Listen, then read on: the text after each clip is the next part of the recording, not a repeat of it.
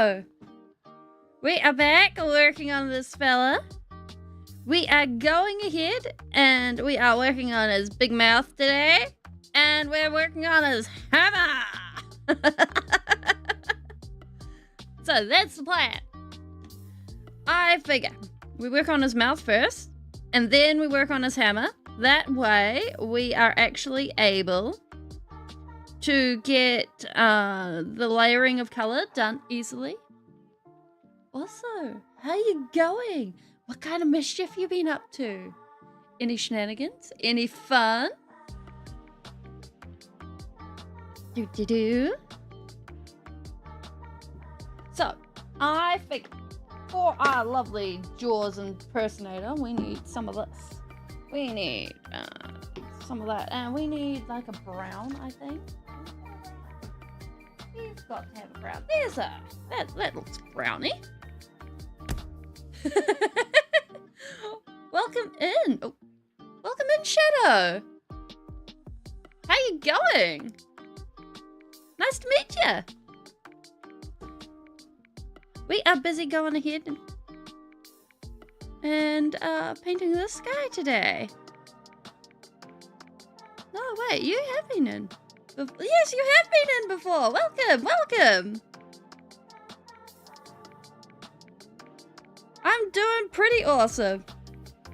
We're up to some mischief, which is always a good time. This is the wrong place to have put my paintbrushes. I was busy turning my cup and I'm busy seeing the handle going ahead and about to knock over my water, and I'm just like, oh, this is gonna be a problem. Let's move some things. Welcome in, Painty. What you been up to? How you going? Where is my brush? There it is. Oh! Actually, I could show you the wrong place on the road. It's definitely gonna be a series of unfortunate things if I'm not careful. Well, it's pretty close to Vulcan. It's Vulcan's unfortunate friend. Oh. If only I got the chance to paint Vulcan. Painting Vulcan would be fun. Hey, anime fan! Welcome in, Hollow. Maybe we can try and get our hands on Vulcan. If we do, I should get my hands on Conrad Kurz as well. Wait, have they done a Conrad Kurz model? Wait. I need to Google this. Conrad Kurz model? Yes, there we go. There. Conrad Kurz. They have a Conrad Kurz model. Okay. If I manage to get my hands on a Conrad Kurz and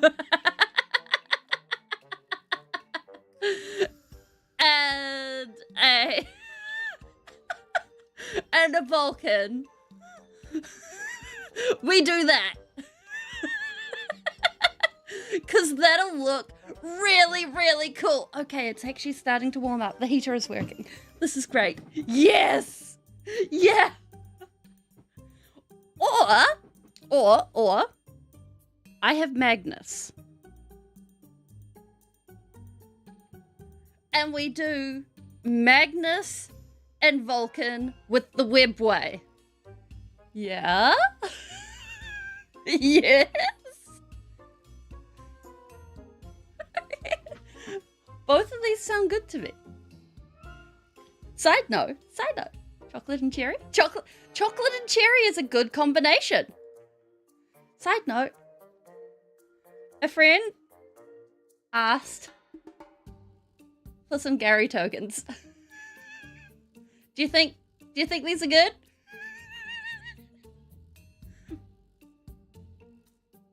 Well then, I think I need to get my hands on a Vulcan.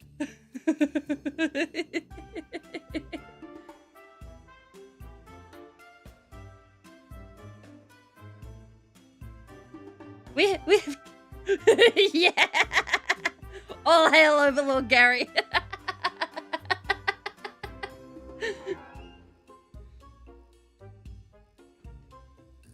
Like, they were surprised. It took 4 layers of paint on each color to get them like this. And I was just like, why are you look? Yeah. When in doubt, Gary. I was so surprised.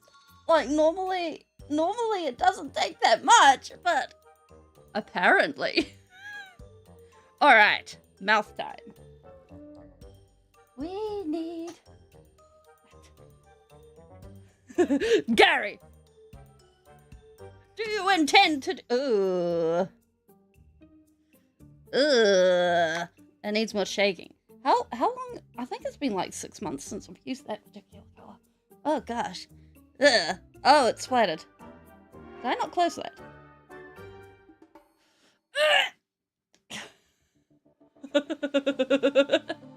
Oh, actually. One moment. That wasn't supposed to happen. So, I was given this by sibling a couple of years ago. This is my sister of battle. I don't know what colors to paint her. So she has been set blank for some time. Oh dear. Yeah, and it's kind of one of those things where I keep looking at her and I'm like, she's a big investment to paint, and I'm kind of scared to paint her. I'm just like, oh, what if I change my mind partway through? So she's kind of a project that keeps getting put to the wayside, and I'm like, okay, I think what we need to do here is probably go ahead and like take pictures of her, be like, okay, click. And then maybe sketch out some possible colors to see what looks cool, because I'm not fond of standard Sisters of Battle colors. And it's like, Jones, are you responsible for this cat here? He's asleep. He doesn't care. And then yeah, she's put on the back burner. Yeah, you know. But like, she does deserve to be more than just primer grade. So we should make, maybe she gets to be our next project. Yeah, we should make her our next big painting project, since we're coming back into painting. That should be it. Like, I don't want to do a Speeling colors, because that's basically the same colors as Sororitas. And so I think she deserves a lot more gold, because gold is fun. And she's at a size where I think metallics will look way cooler. And I barely use my metallics, so yeah. We have plants. Fairies even. Anywho. Is this corn red alive, or is it dead? Nope, that's gone, skis. This is what I get for pick another VTuber friend to paint her in.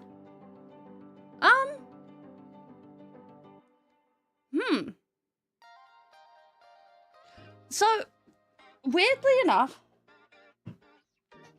I'm actually very... I know, there's like, it's 90% crust, there's a bit on the lid, And then it is, yeah, this is a sad state for corn. My corn, like, because here's the thing, I don't have the arm strength to pop the lids down properly on these most of the time, and to, like, I got the stuff up there, and to clean out the lids, so they die. But I now have a sauce for army painter. I'm sorted. Hey, Shade! Welcome in. So I don't have to worry about this anymore. Okay.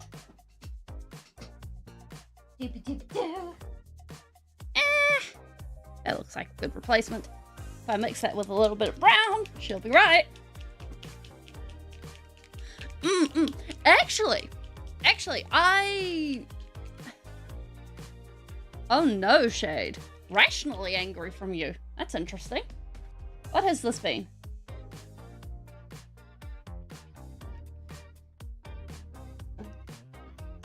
So, basically, one of the reasons they make the pots like this is because it's easier for new people to get into the hobby with pottles. Because, oh yeah, you just open and close it. There's no going,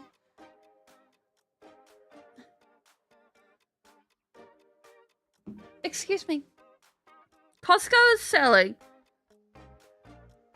Cabillon Sauve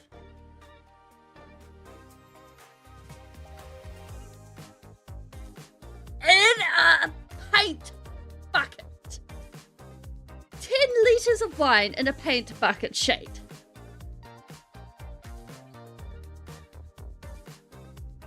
I need to speak to a manager.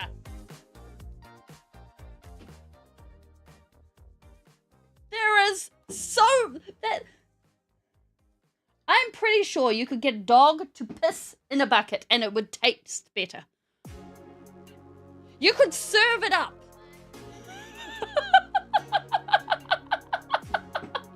You could serve it up and put them together. The dog piss and the wine. And they would taste exactly the same. If they're selling those two together. By the time the wine has gone through the paint bucket, no, you may as well. Good morning, Scrap. You may as well.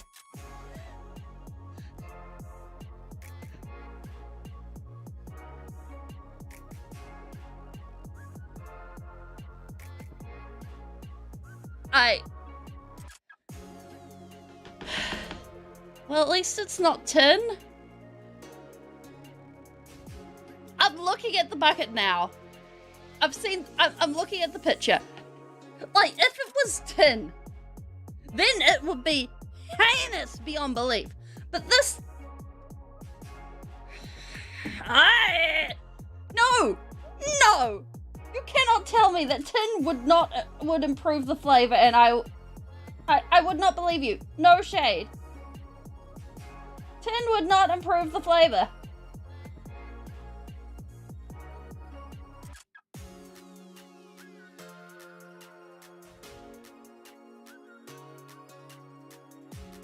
Yes, shade, but it's tin. It's not, no, actually, technically it's not tin.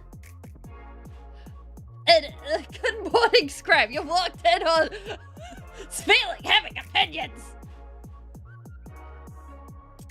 No, but here's the thing.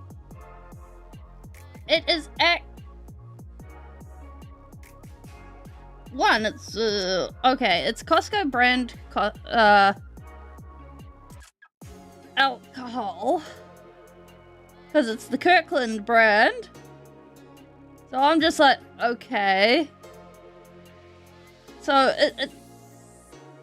it's gonna be... wait, shade. What shade? Shade, is it the Aussies or us that call it the goon bag for the wine? Because I forgot what, the other word for it.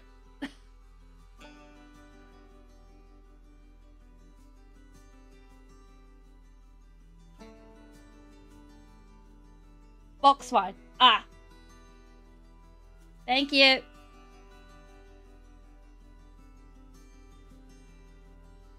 Do. I mean, I don't think it would taste better than box wine. Okay.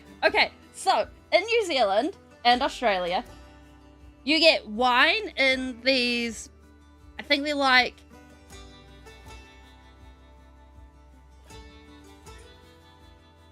couple of liter boxes. Okay? And they have like a tap at the bottom. Yeah, it's like 2-3 liter, something like that. So it's like 2/3 of a gallon of wine. I mean, we could safely round it up to a gallon. Swine. Yeah, and it's in a bag in the box. It's a little tap at the bottom. Put your wine glass, turn the tap, boom. People just like blip, blip, blip, blip, done. Some people drink a couple of these a night. Yeah. And the thing is, in Aussie and sometimes over here, it's called a goon bag.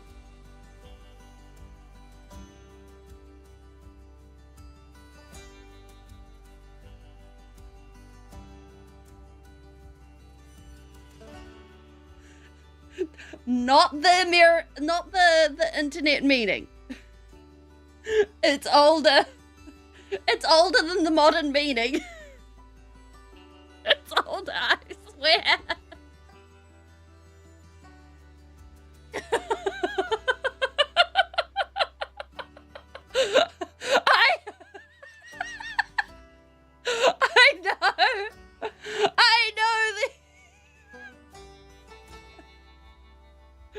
I know.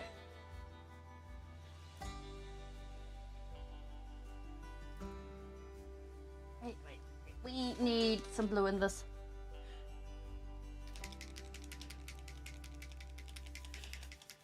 Look! I didn't name it shade. I didn't name it.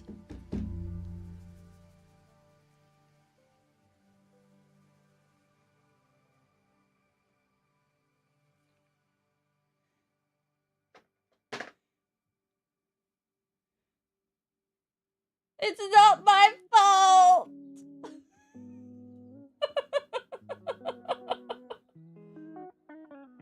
It wasn't me.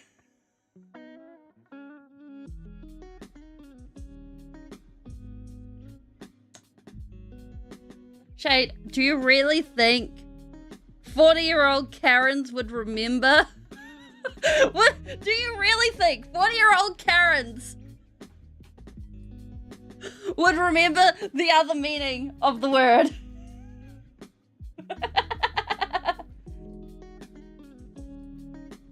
Because I'm not sure. I need better light for this. Because I don't think 40-year-old Karens would remember what the other word would mean. Yes, this non-color is exactly what we need.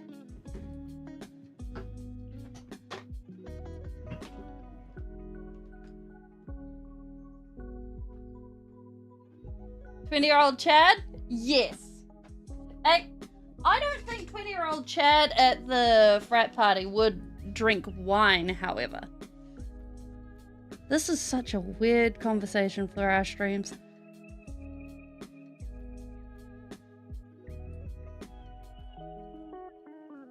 How are we getting in here? Wait a minute. Do we actually... Do young people these these days drink wine? I don't know. Like, back in my day... This is true. This is true. We end up on all the silly topics. Back in my day...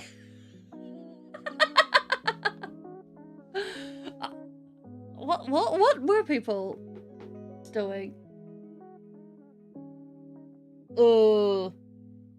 No, everyone was having, like, the drinks that didn't taste like alcohol and then being like, oh, look at me.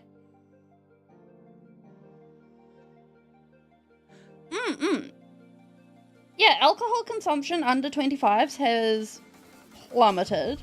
In fact, it's becoming a growing trend under 30s as well. And I believe in part because of the fact that, hey, alcohol is actually hella expensive. And there's also studies that are coming out that are like, hey, most levels of drinking are actually, you know, quite dangerous to your health in any form. So maybe it just ain't fun to do so.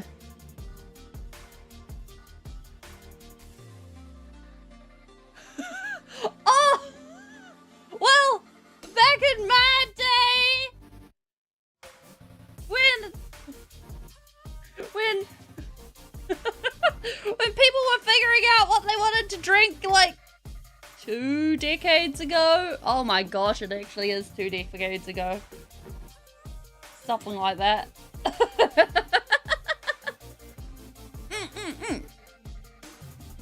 Yeah, and like, some drinks kind of taste nice, some drinks just don't. And it's also becoming socially acceptable to have like a soda or a juice or, you know, water's good. And that's another thing. Don't worry, Canadian. You'll get used to it, or you won't. It's becoming socially acceptable to be like, nah, you know, cordial's good. Says Speeling, who really dislikes the taste of water, so I like adding flavor to my water so that I actually drink the water. Yeah, coffee over alcohol is really good.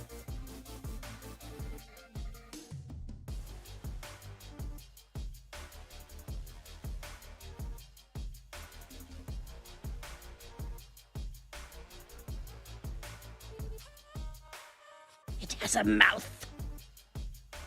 You know, if we ever do another one of these, we should do it like all rotten. Brush is not staying together today. I need to give it some repairs.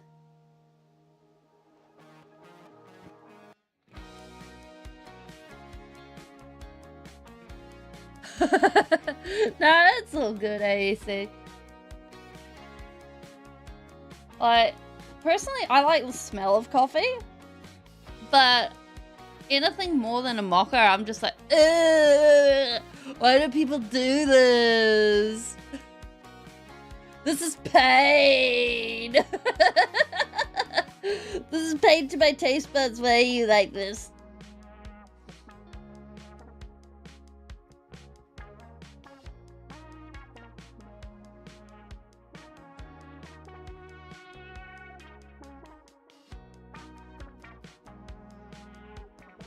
Oh, are you woken up? No, back to cuddles.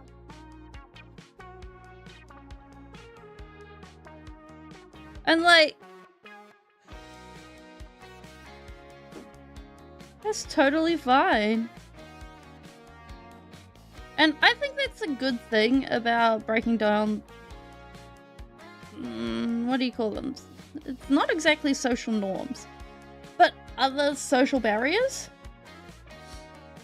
And being able to be like, yeah, he's all snuggled down. It must be getting colder because the Jones is choosing to sit on his chair. So I'm thinking I might move his cushion up. So he can just be like, ah, I snuggle and I look cute.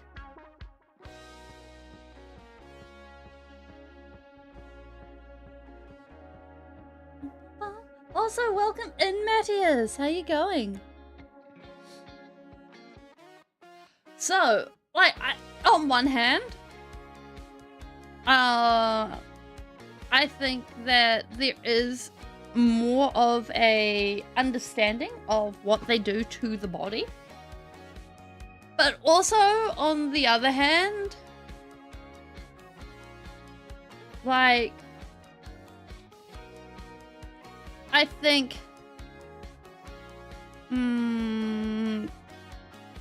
there has been the generational crackdown on, hey, we educate our kids on what these types of things do. Then we also enforce harsher penalties for the illegal side of stuff. And then have it and swap brushes today. Where is one of the others? Right, you.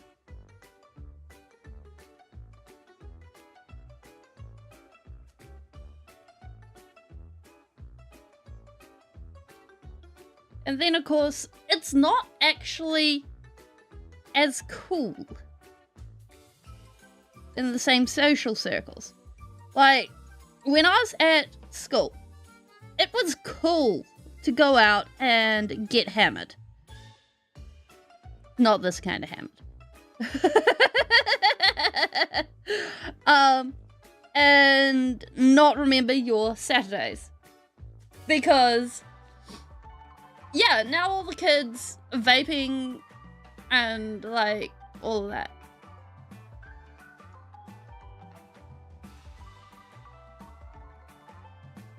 Like, it's moved on to different things.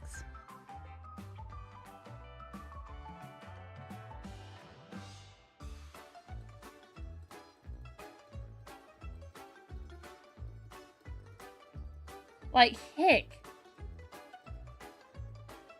I would say... Hammer time. Do. Yeah. Like, steroid abuse, specifically steroid abuse, would be just as long-term dangerous.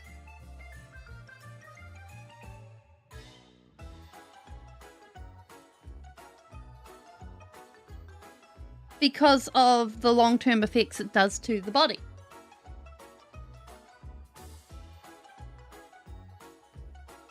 Because that can absolutely wreck, like, your heart and stuff.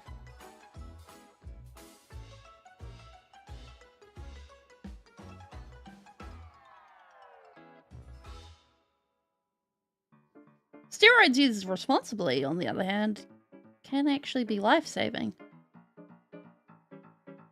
So, it's kind of a sucky line to be like, hey... Yes, no, maybe.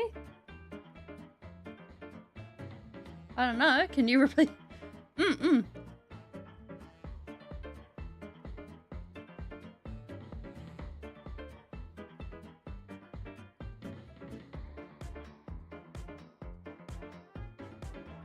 Now, there's a few bits in there that we want to get the brown on. Oh, those are the Twitch heads. Actually, I think what we'll do is we'll just give a stretch for a hot second. And a drink.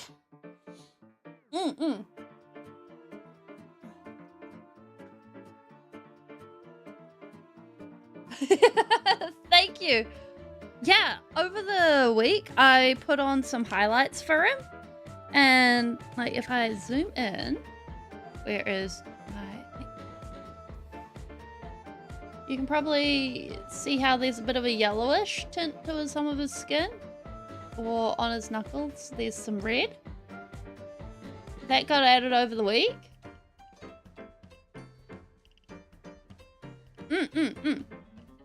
Yes!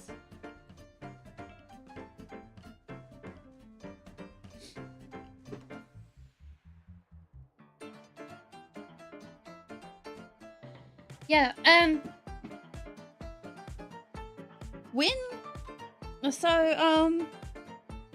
one of the things that happens during puberty is, the stuff that processes long-term consequences in your brain is actually growing. So, you can struggle. Now, no, this isn't, since it's human biology, it's something that, isn't the same for everyone. Because, yay, biology! It's not the same for everyone. Yes, the whole alpha males thing is... But when you're younger, immediate consequences are easy. You understand immediate consequences. Because, hey, you touch a hot thing. Ow, it's hot. I've burnt myself. But if you tell someone, hey, you stand outside in the sun and 20 years away, you're going to maybe get cancer, put on this goo. I'm sure a lot of you as kids were more likely to understand that, hey, I stood in the sun and I got burnt.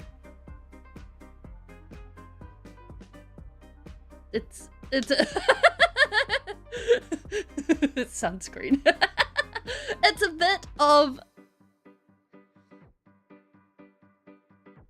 a tricky one. But an alpha male doesn't need to announce he's an alpha male. Saying that you're an alpha male is a beta male activity. Yes.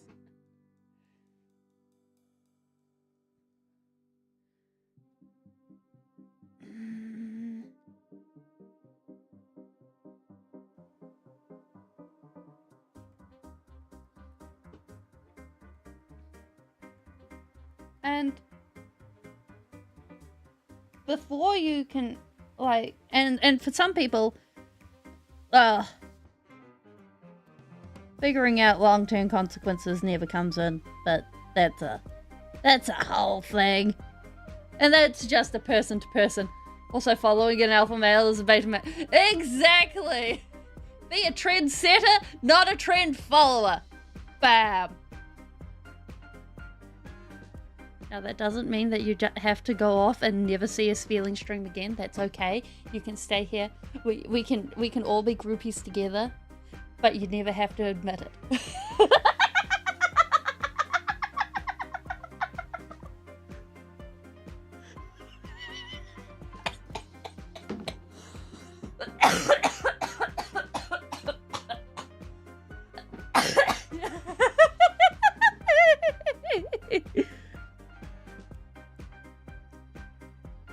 Although, I think the most hilarious part of the whole alpha beta whatever's is the fact that the whole study that it was originally came off of. Yeah. True alpha males come to every Speeling stream. Oh gosh. I think I would gag if we had, like, I'm an alpha male, blah, blah, blah, blah, blah, showing up here. You know what? We just have to send them to rehab.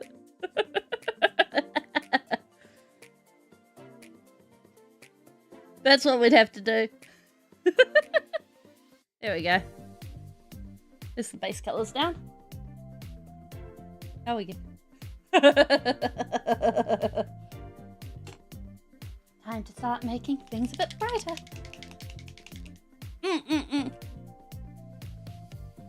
Wait. We can argue.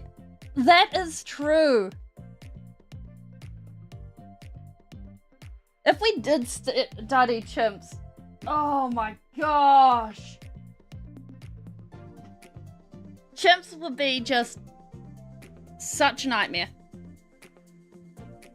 You would not have me. I would be screaming for the hills at that one.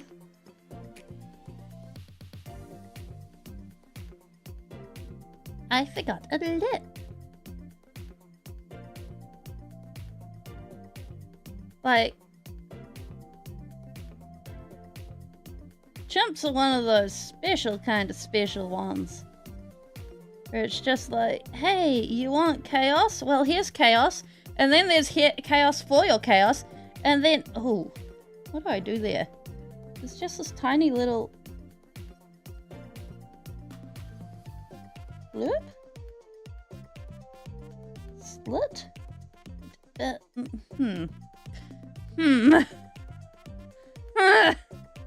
Not sure I like that. Oop. Where? There. There.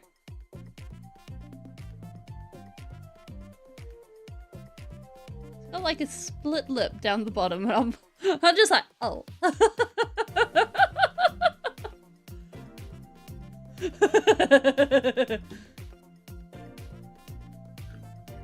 I am drinking health potions today.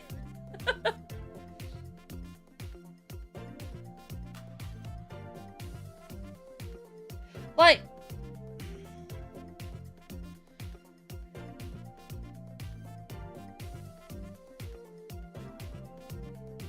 I think the worst part about the steroid thing is the fact that it fuels body dysmorphia, or body dysmorphia fuels the steroid use. Just the same as with some of the plastic surgery. Like, it's two ends of the same thing.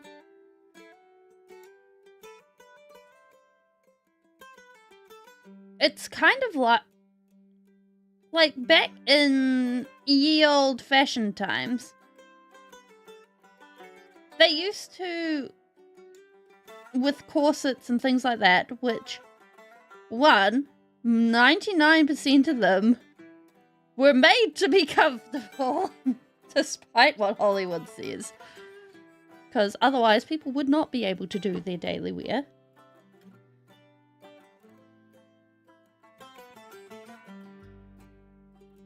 But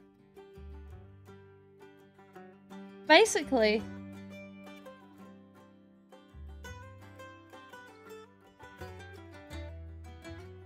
with plastic surgery, unless it's something reversible like hyaluronic fillers,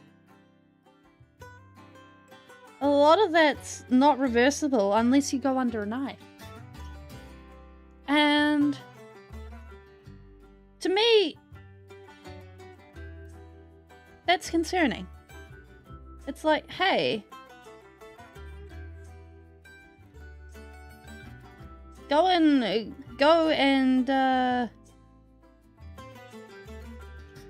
get to the point where you feel like your only option is snip snip.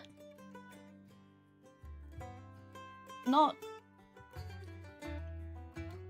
put on some clothes and feel like, yeah, or there was this trend in China to be slimmer than a A4.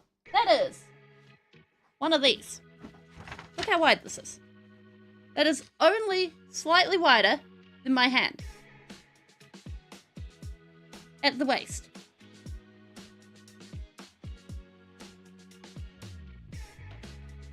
Which is...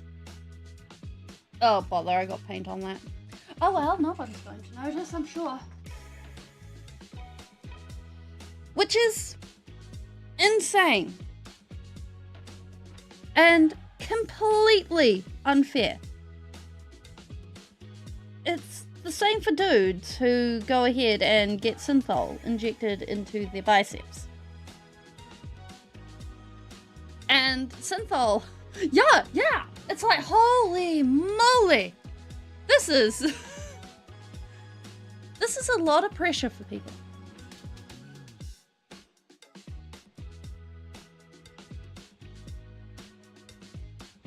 And I can't help but think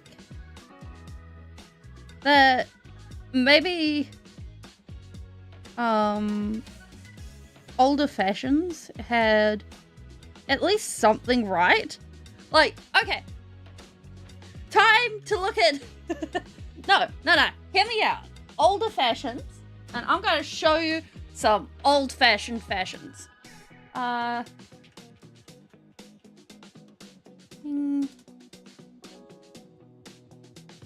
Because the thing about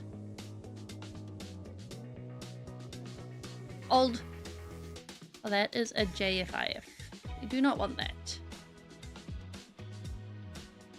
Old history is until... Yeah, high-heeled boots for men. Exactly. That's a web P. I can show you guys that. Until we got the suit for men. Because things have not changed for guys. Not really. Since we got the suit. But may I introduce you to King Henry the 8th. Look at what this guy is wearing. Granted, he got like big and he got tights. But he has ruffs yeah, and all sorts. he got all sorts of layering going on.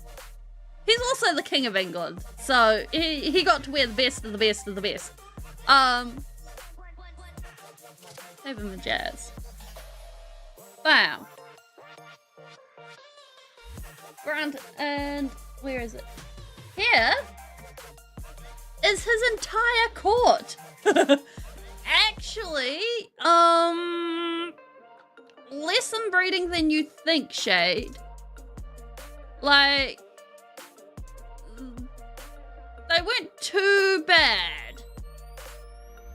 King Henry the 8th is Elizabeth the First's father.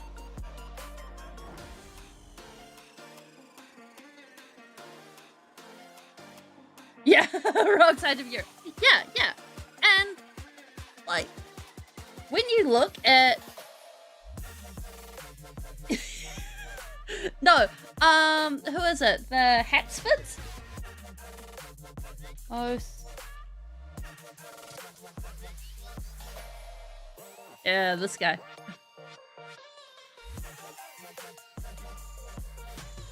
Savage. Still a JFIF. I swear.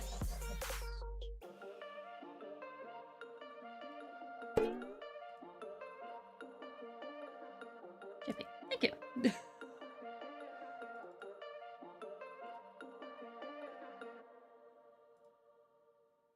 Do not open him. There we go. This is King Charles II of Spain. But again, you can see that there is layering going on here. And the thing is, with the layering of the clothes, you are able to create different silhouettes a lot more easily and a lot more readily with I'm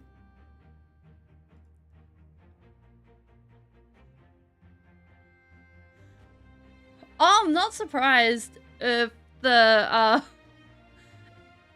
if that was the case. Like, yeah, that's a JPEG. This is a better image. There we go.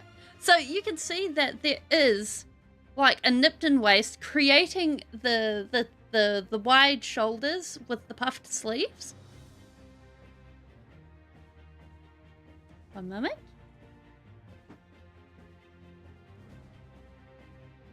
His hat was the size of a peppercorn? Holy moly, that's insane. Wow. Poor guy. But stuff like this, like, you can go ahead and do this with clothing. You can create this, or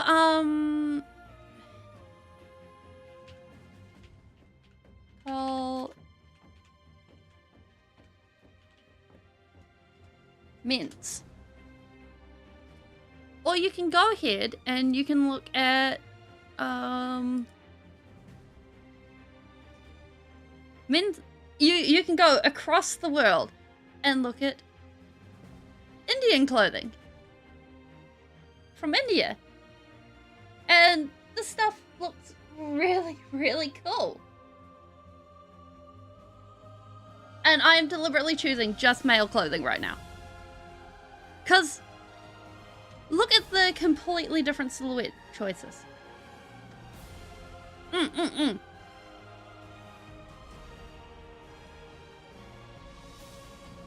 And through this, you can see the fact that we have gone as a society, in modern society, yeah, we have gone in a worldwide society choices. We have gone from multiple layers of clothing to one singular. That being said, the working class had generally fewer layers of clothing. So this is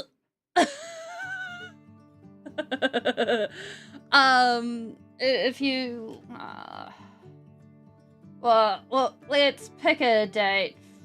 1800s would probably be able to find something. 1800s working class clothing. Okay, so if we go images,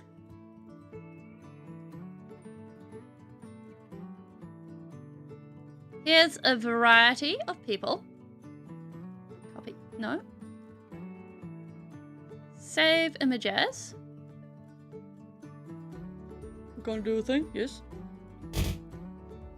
I am on top chat.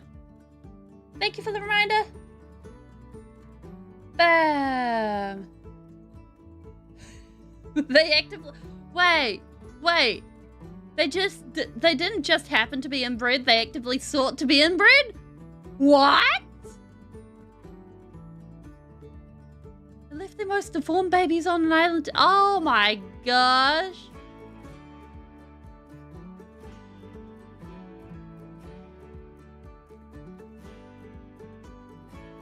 So this is what the working class of the 1800s looked like.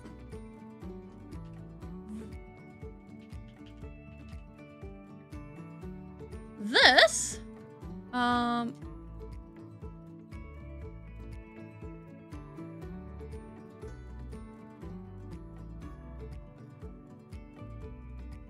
yeah, we are doing a total sidetrack, Coral. Welcome in.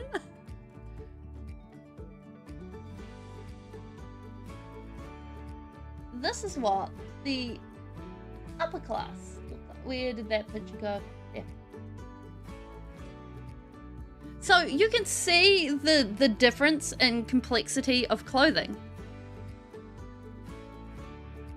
But it still had the general idea of layers going on. Also, you can see the dreaded suit that has followed men since before the 1800s.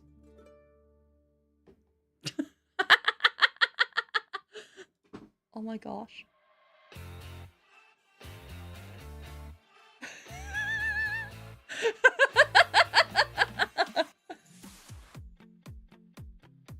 Charles II had a head full of water, corroded lungs, gangrenous... So, who was the fellow who... he was a French guy. There was a French guy who apparently had a bottomless appetite and could eat literal humans. You reached peak, man. May I show you this...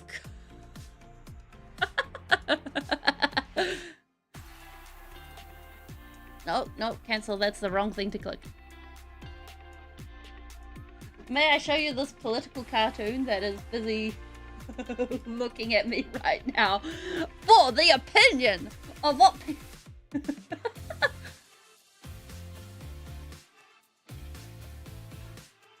Yeah!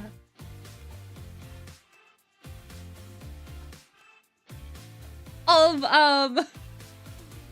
what people thought of the outfits at the time.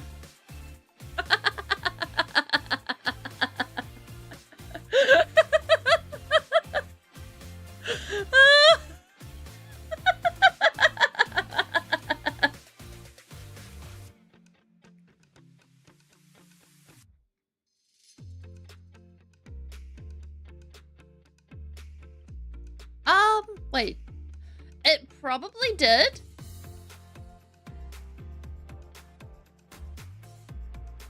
Yeah, Tarare.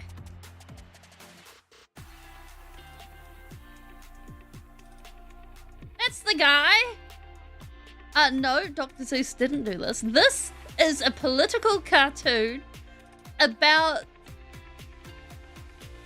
Yeah, it is YouTube's autocorrect. It changes Matthias's to scare and AEC's to Tatari.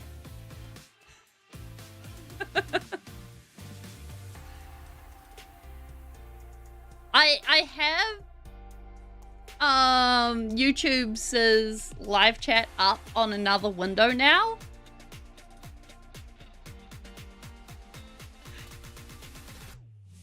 Yeah, which is really interesting because it actually went through a very wide swaying of oh gosh, my paintbrush is drying out.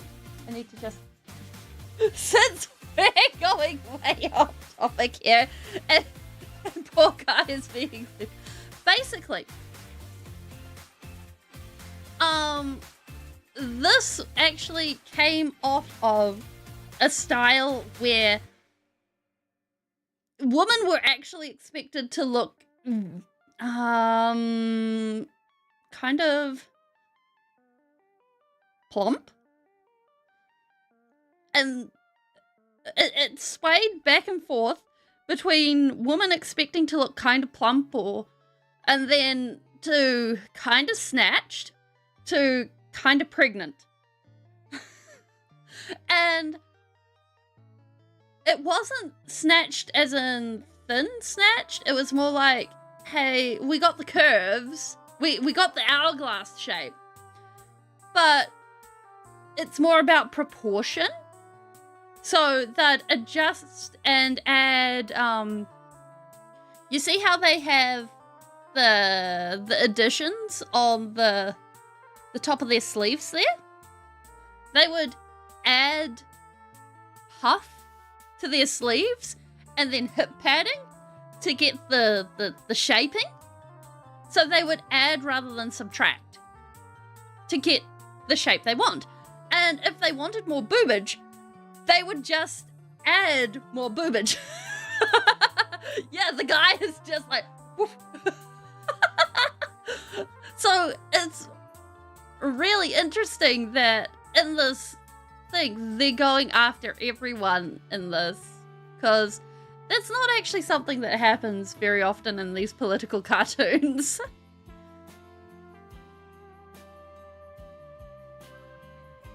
But there you go.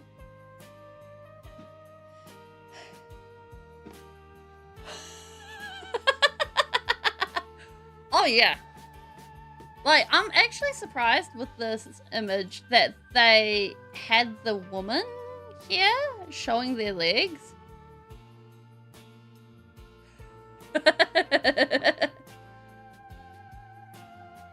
Because with this being the 1800s, people got so weird about any form of leg being shown. Because everyone was like, this is where the modesty epidemic came from. Everyone, like, boobage was fine, but all of a sudden, legs? Oh no, no, no, no. Nobody could show legs. Drawers? No, no, they got skirts. Tables? They got skirts. People? They got skirts. Beds? They got skirts. Everything got a skirt. Nothing could show a leg.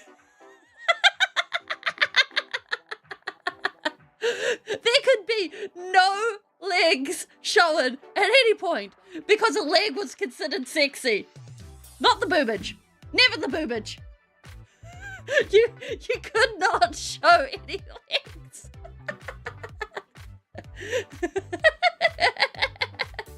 So, the fact that the ankles here are being shown is rather interesting. This is true. This is true. Like, the fact that everyone has their own opinions on what is and isn't is good. But it is absolutely fascinating that as a society, people just went ahead and chose that, and then we're like, oh yes, cover them legs. We cannot see them. We cannot bear to see them. Leg.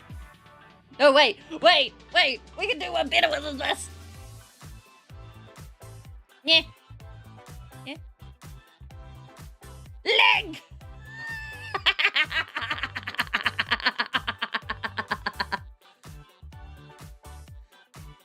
See? I know the art form of the leg. I can't actually move them, which is a pity, but yeah.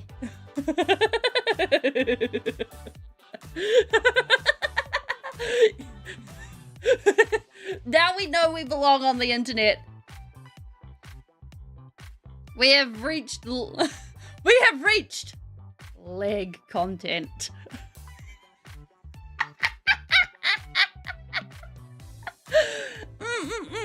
Yeah, like, I think when it comes to the human brain, when people say, yeah, this is forbidden, there's a part of the human brain that's like, oh, whoa.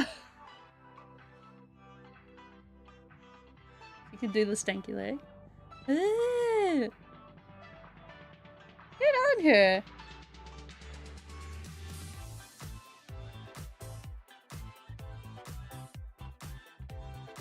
I kind of think that's part of how that sort of stuff flourishes. Like, the human brain is told no, and then we're like, but what if?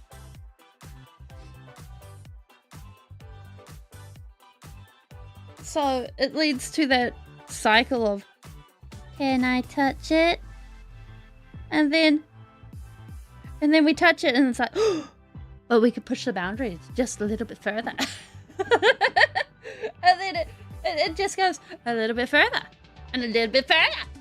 And then what do? We're busy sitting around a campfire and being like, so, I met aliens. Did you know that they have 3 eyes? And nobody will ever know the answer as to why they have 3 eyes.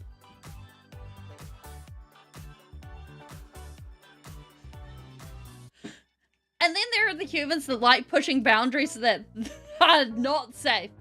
And that's okay, because the boundaries that are not safe are probably the ones that end up revealing the most information.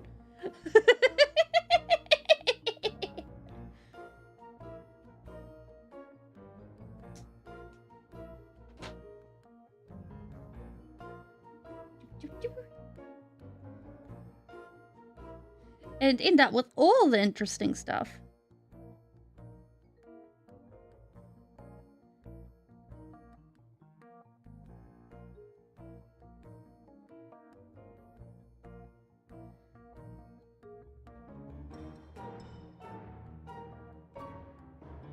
Fleshy mouth, fleshy mouth. Can we have a gooey fleshy mouth? Yeah, exactly! It kind of reminds me of a horizontal bungee. For anyone that doesn't know what a horizontal bungee is, it's where, where you go ahead. You start at one end, you have a bungee line strapped to you, and then you run. You run like a bat out of hell. And eventually, you cannot run anymore because there is not enough friction behind you, under you, everything. And then you are snapped back as hard as you can. It is great. Lots of fun. 10 out of 10. Would do it again. I think they're banned in New Zealand now because, whiplash.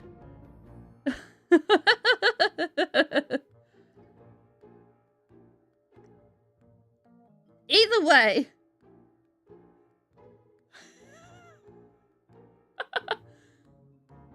Oh yeah, I agree with you, AEC.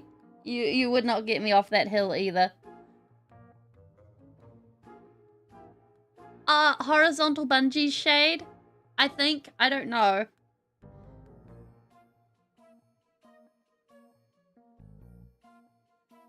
I know that bungees that are done from the chest are banned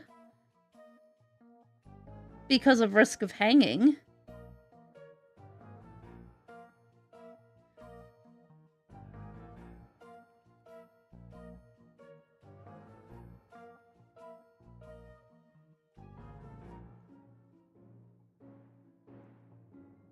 But horizontal bungees, either way, lots of fun.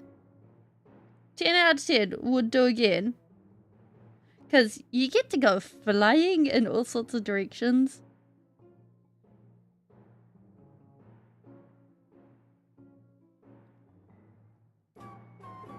And it's even better when you're doing it as a group and you get to see who gets the best personal best.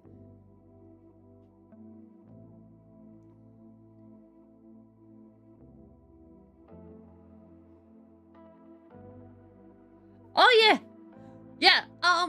10 out of 10 if you want to do a bungee jump. Jump with the rope on your feet. It is safer. Mm-hmm.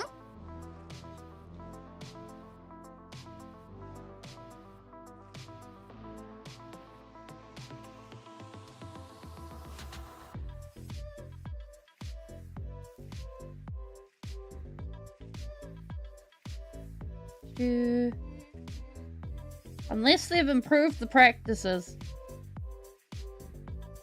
Seriously, a lot.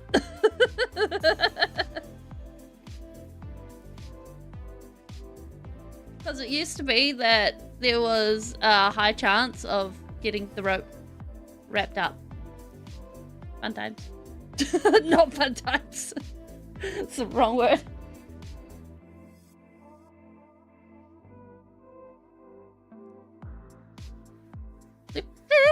Okay. Now we have a mouth. Eh?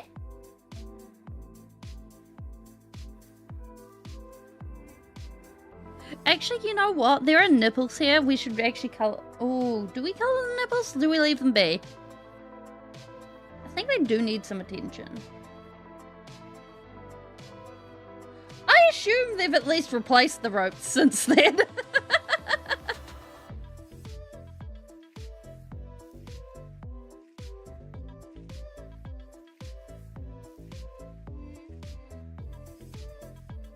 But basically, the way a rubber bungee rope works is it's like hundreds of thin rubber cords pulled together, and then they're wrapped together, and they basically change how many rubber cords go together in the bungee cord itself, depending on your weight and how much you want to be dunked under the water. Because in New Zealand, all of our ones are over water for extra safety. And we have like a boat standing by and everything. So even if the worst comes to pass, you're just getting dunked under the water and there is a boat to pull you out in under a minute.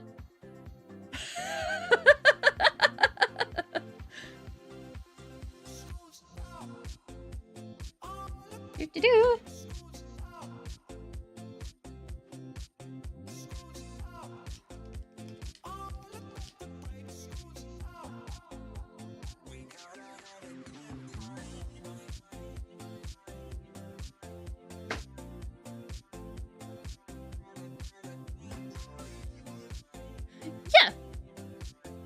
Yeah, and that's if you get to the water. Because basically what happens is they've got it down so they actually are able to ask you, hey, do you want to get splashed? Like, the questions are basically, do you want to touch the water? Do you want to dunk the water? Do you just want to see the water? And if so, they've got like a big long hook and they grab you and then they pull you down. Hey, random guy, how you going? And when that's the case, it's like, oh yeah, she'll be right. Yeah, just stay dry.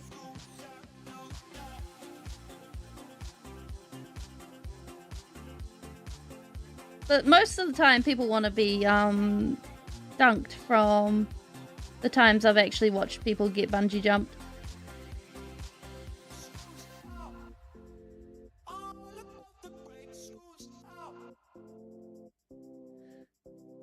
Good night, Shade! Yeah! We're adding his mouth, and he's got detail on his arms and his hands, and he's got some highlights and shading. Yeah. Well, it's just physics. And I was told a long time ago exactly how often they changed the ropes. And ACC, which is... oh no, wait, no, it's not ACC, it's OSH, which is our version of OSHA.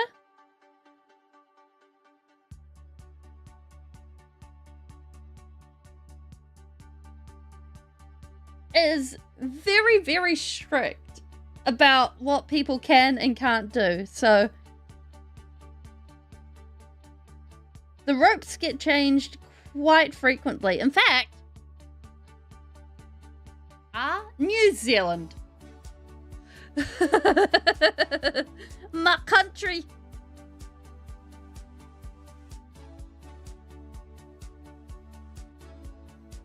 I speak for the bees.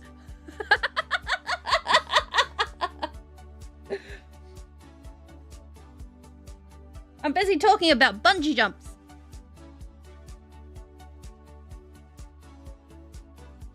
Like, last time I was at the bungee jump place. Oh, yes.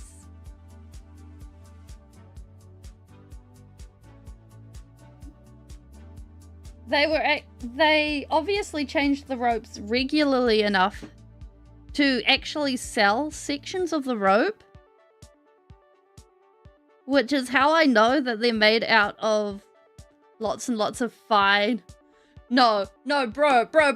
We cannot make the kiwi. The Kia. Our national bird. 1, it only lives in the Southern Alps. 2, Everyone will get the wrong idea. Or the absolutely right idea.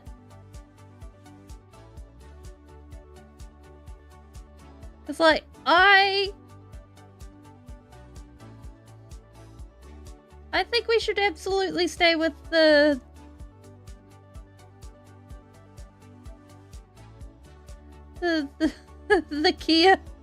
Kiwi.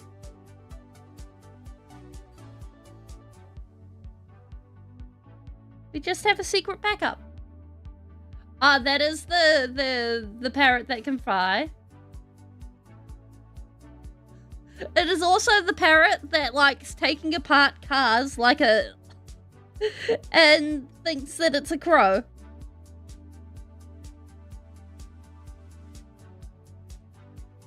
There we go. No! No! Shade, shade, shade, shade.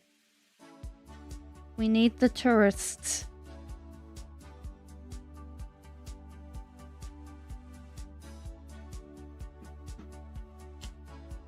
We need the tourists.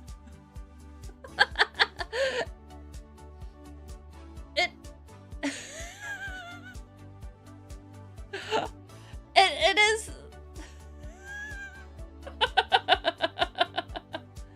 It should, like, the giant birds from Lord of the Rings would be fun. Unfortunately, they're extinct. We cannot unextinct the Haast seagull.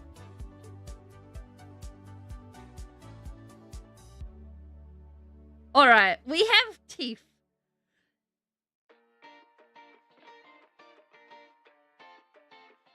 Yeah. Like, I don't live in a I don't live in a touristy area anymore, but I used to. And my goodness gracious me, tourists, like, there are two different breeds of tourist. There's the kind of tourist that's like, ah, yes, I know exactly what's going on. I know better.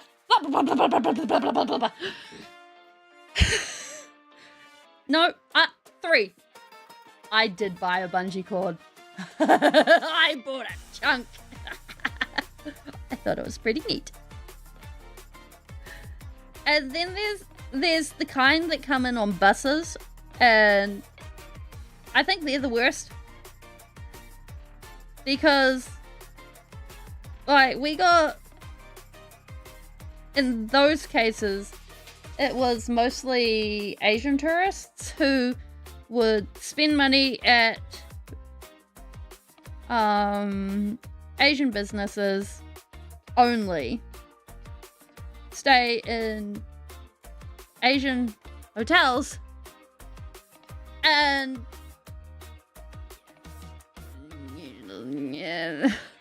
and not actually interact with anything in the city. So it was like, well, why? They don't. They fly to New Zealand. And then basically they have bus tours. And don't get me wrong, like, there's nothing inherently bad with that. And I can see why. You'd do it that way. And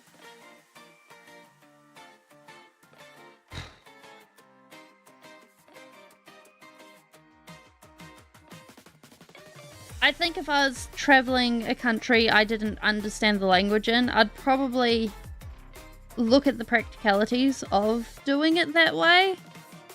But my goodness. It doesn't seem like you'd get the best out of seeing a country. Because, like, they'd spend half a day in a city and be like, oh yeah, we've done the thing. Goodbye! And it's like, wait. You asked us to perform like dancing monkeys and then left. You didn't actually see us. Yeah.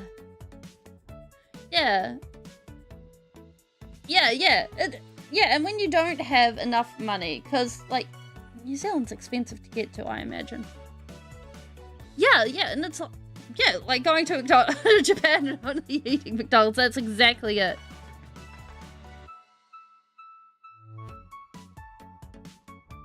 And although, now hear me out, I do want to, if I do ever go to if I do ever go to Japan, I would like to order one meal of McDonald's. For the reason, I heard that you can order corn instead of chips, and I am curious about that. I just want to see if that's actually a thing.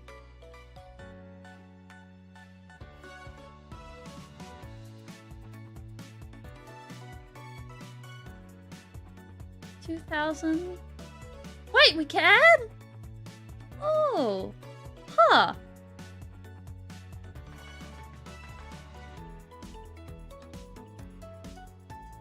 Frozen corn lets me block. Thank you, Shade. That has satisfied my curiosity. I am no longer curious. Also, weren't you going to bed?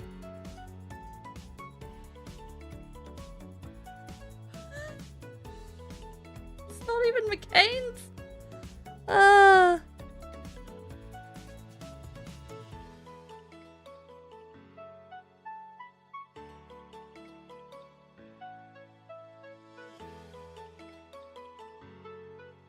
Oh. Honestly, that's fair. Like, corn on the cob and fried chicken is iconic. That being said, like, trying to actually get chicken to taste nice. I have not managed to get good fried chicken. It's like, why? Like, I don't know what the super, like, okay.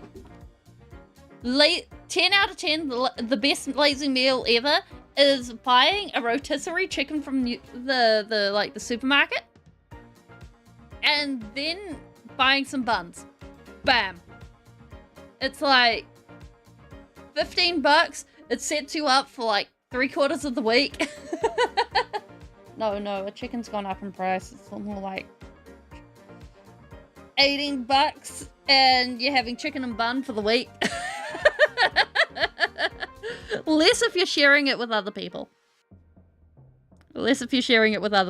But still.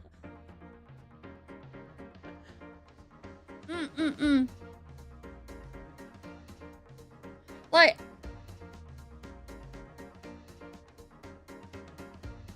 I think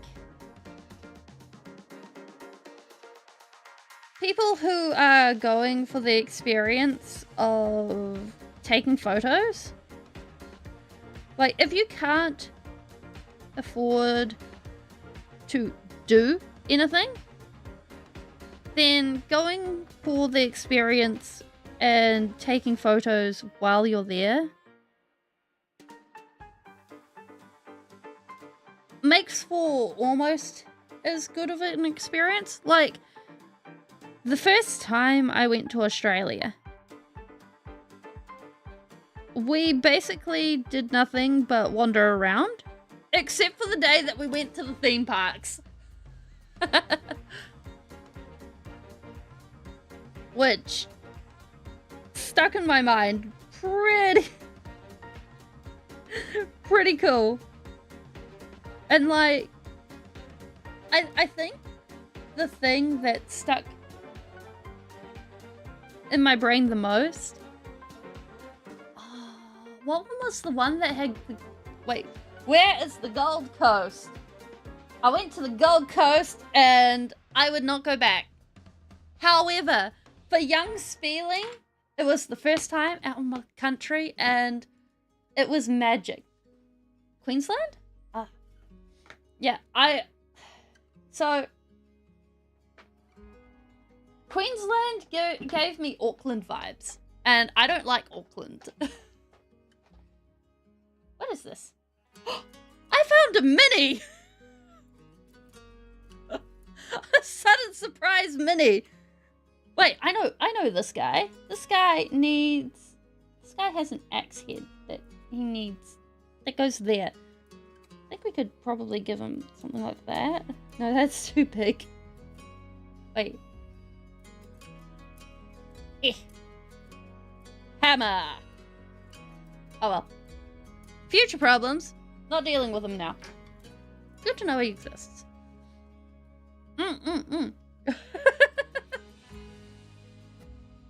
Anyways. Like, I think the thing that really stuck out in my brain was the fact that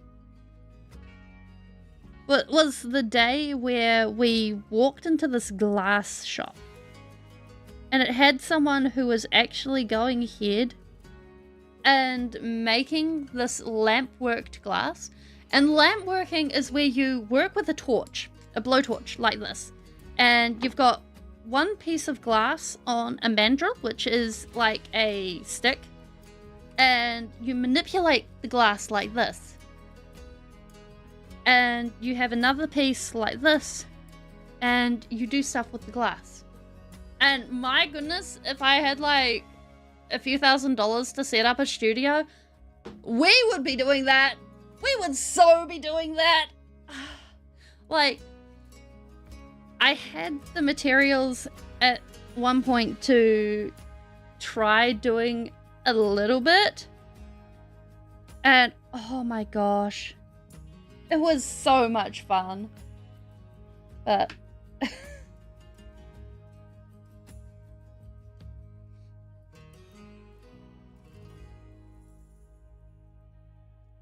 it is another time.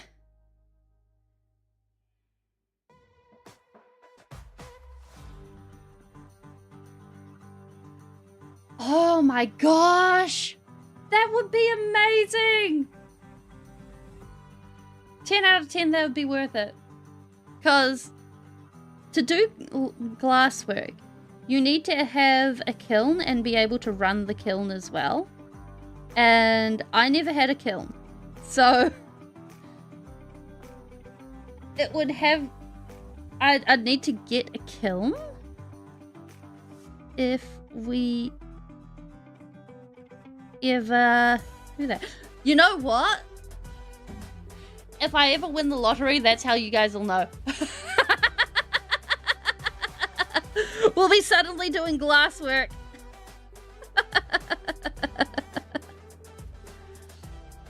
We'll be like, aha! Hey guys, welcome to my new studio. We have cameras set up in this area. Just craft a kill. We just need 9 cobble, right?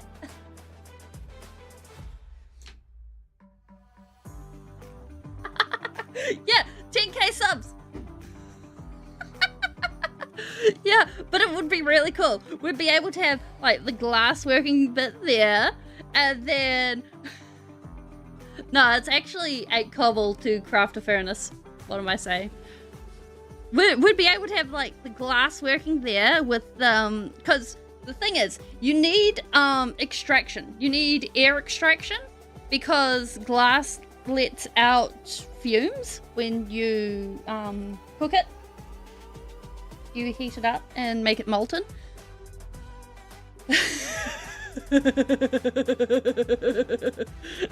Yes, exactly. Be like, hey guys, you'll never guess, but want to play with glass today?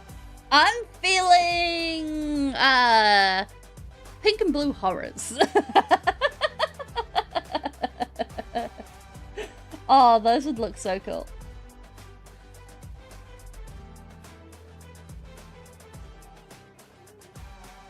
The only problem is they wouldn't be legal for the tabletop.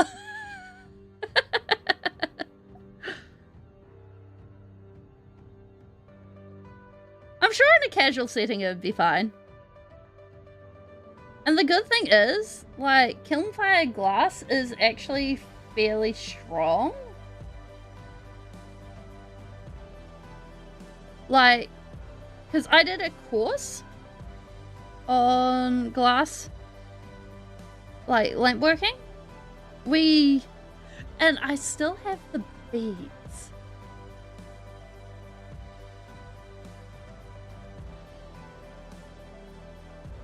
I still have the beads I made somewhere.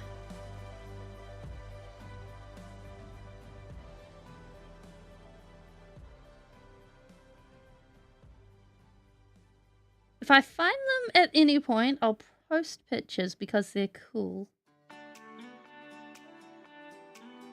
There we go. What am I missing? Snap it down there. Good night, Shade! Hopefully you don't stay up. We'll talk about boring things. No, we won't. But, yeah, it's... Also, side note, when it comes to red, that's the most expensive color of glass because it actually uses red. Not red. Of course it uses red. Red uses gold to get the color. Fun fact.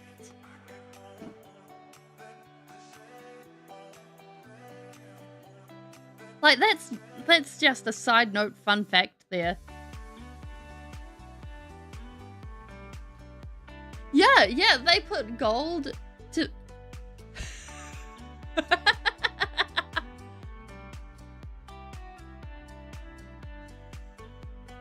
Yeah, it's like one of those little interesting things. Because each of the colors for for glass uses a different color. And through that, you're actually... It creates a chemical reaction to create the color. What is it? I think it's zinc that makes it black.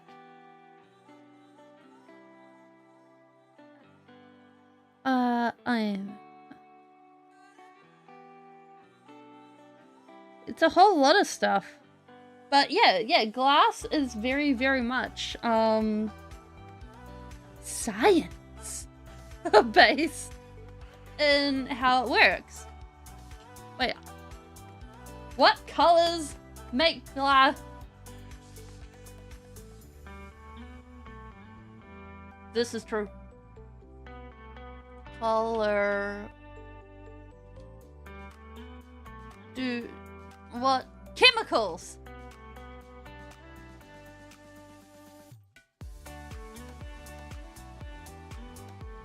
Change glass color. Okay. So when we look at Wikipedia, alright. So iron oxide makes it blue-green.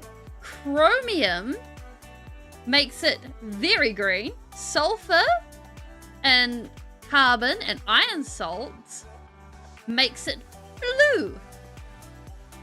Manganese can make it green. Or if you add lots, it makes it amethyst. Deal 8 damage to all enemies. Did you throw it at people? You should not throw it at people. Wait, what's a really cool... Oh!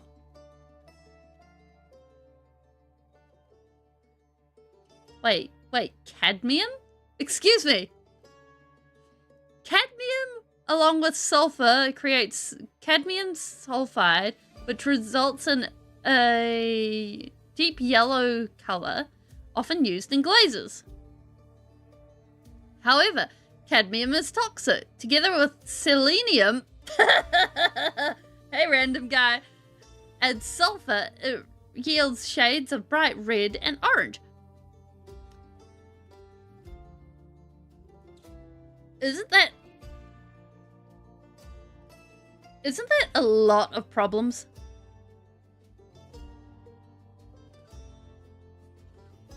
Isn't that radioactive?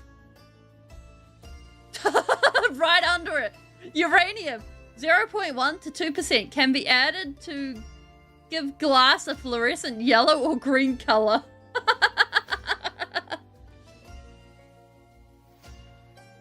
Well, funnily enough, I am reading this off Wikipedia right now.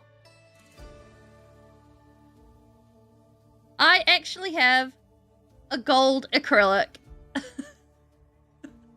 And while I don't have Custodes, I do have Sisters of Silence. Uranium glass does glow. I've seen some uranium glass.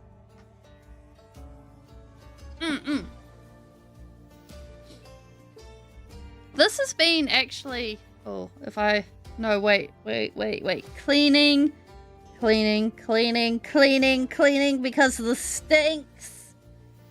No,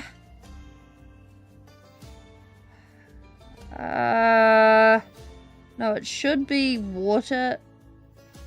Right. If we ever... I do like the Sisters of Silence.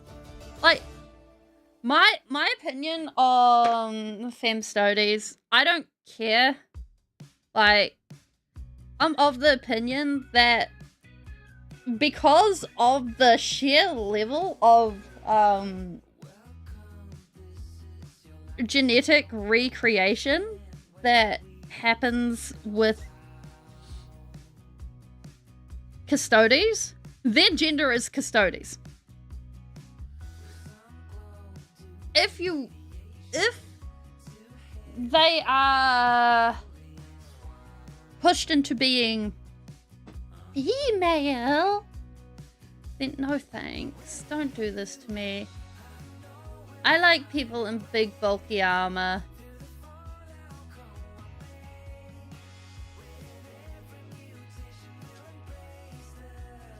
That's not my vibe. But okay. So the Custodes are taken at like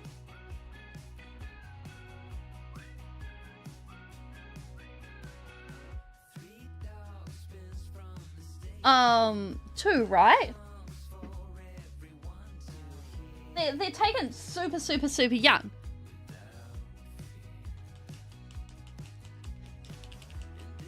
So therefore,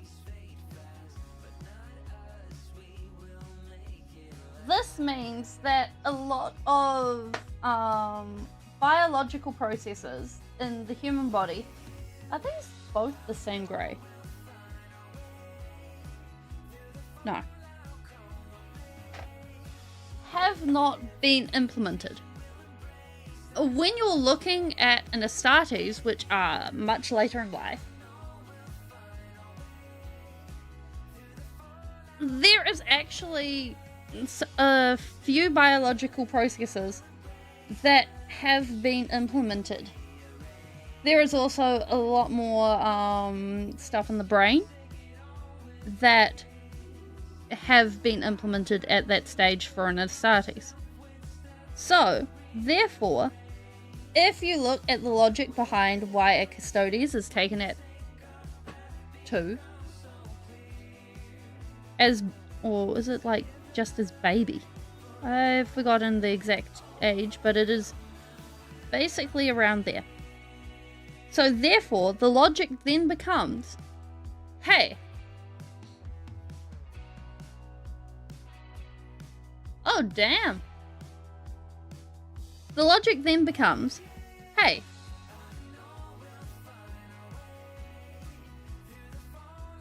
if they are taken and basically rebuilt from the absolute ground up,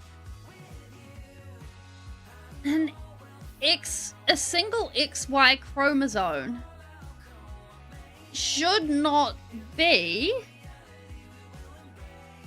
such an issue at that point.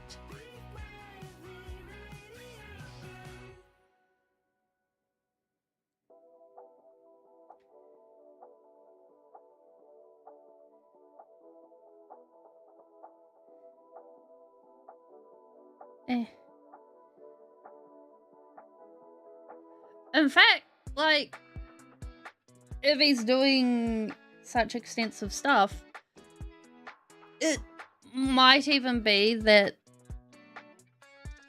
the whole chromosomal situation is completely replaced.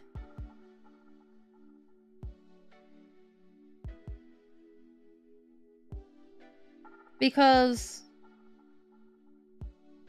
like, I personally am in the camp that, yeah, their gender is custodies. They don't go into the gene pool as it would be.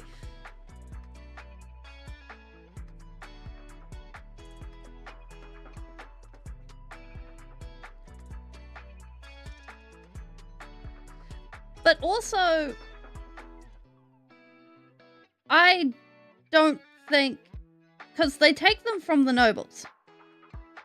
The nobles already go ahead and extend their lives ridiculously. There doesn't seem to be much in the way of, hey, congratulations, there. Like, I think that, especially on Terra, that is a moot point.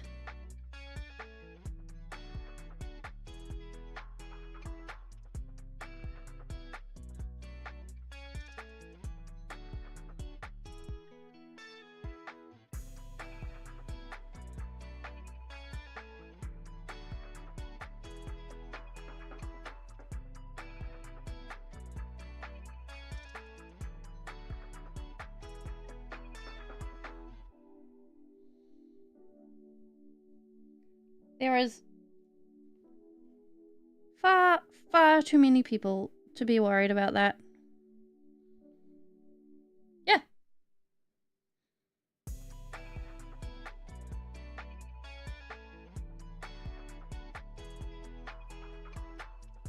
And it's only a problem when people go, ew, it's a girl!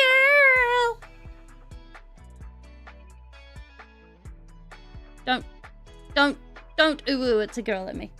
No. We do not need ooh, it's a girl! I don't want ooh, it's a girl! That sucks!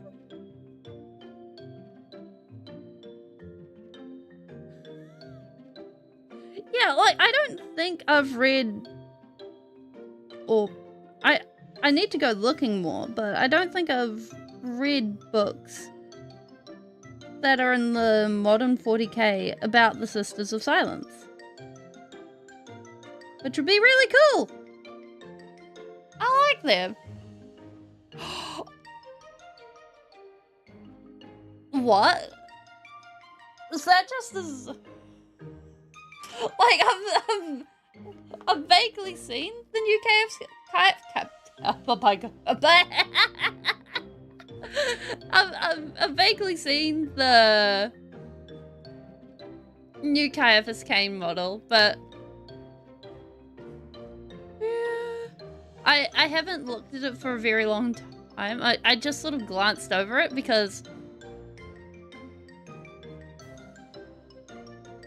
I'm not super interested in Caiaphas Cain.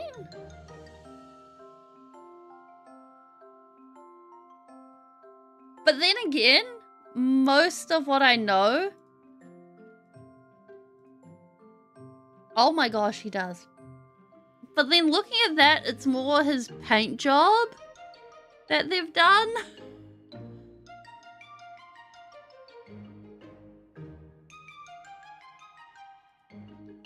Like, I'm looking at it now. Oh, poor Jurgen. They've done him rough. They've done them both rough.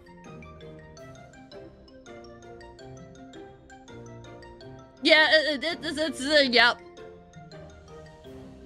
It really is.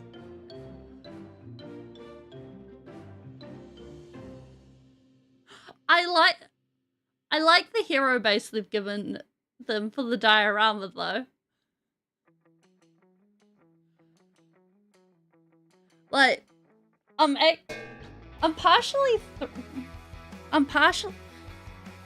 partway through his first book though, and I can see why people like him.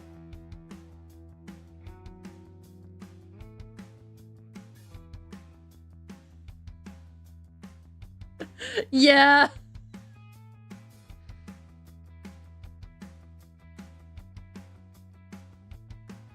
Like, he's gonna have a rough time of it anyways.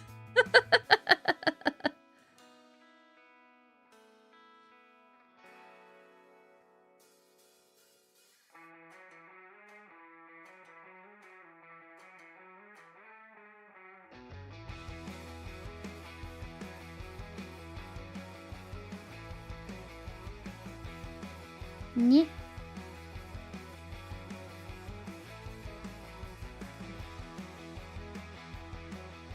Where is my light? There. Oh.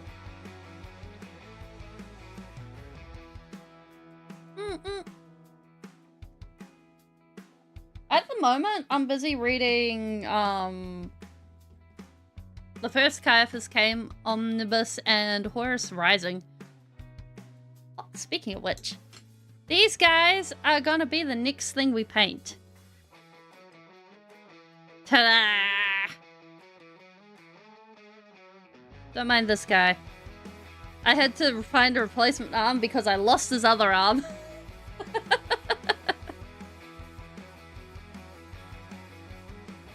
And then ta-da!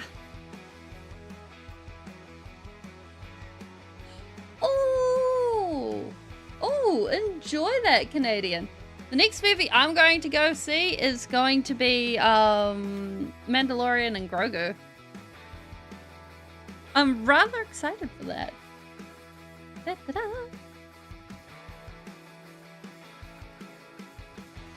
Yeah, they're the Murder Wing Kill Team. Yeah. And for once, I actually followed the data card so that I can play these guys rather than just building what looks cool. So I have a Chaos Lord, I have a Champion, I have a Curse Claw, I have a Hunt Master, I have a Sky Seer, and I have a Warp Talon.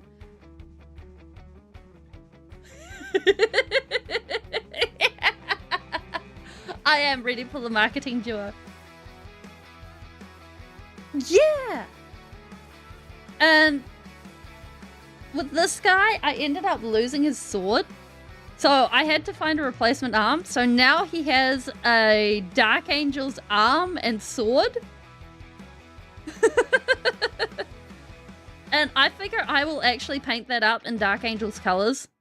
So he actually stole it from the Dark Angels. It seems fitting.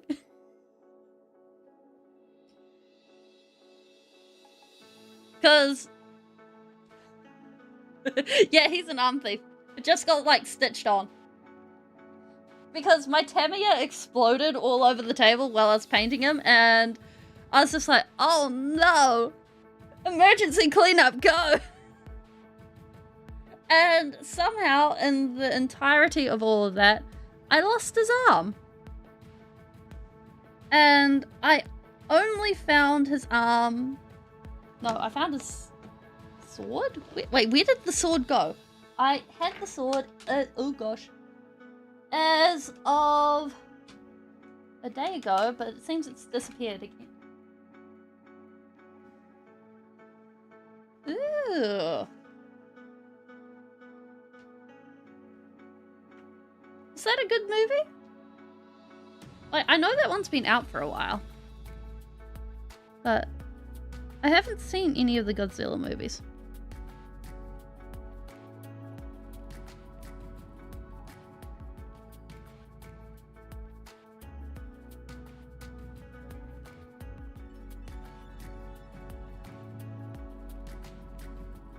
The last movie I saw was Project Hail Mary, and oh my gosh. That was worth it.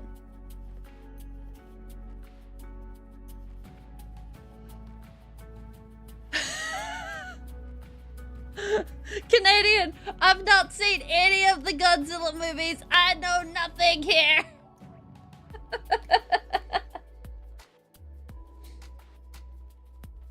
That being said,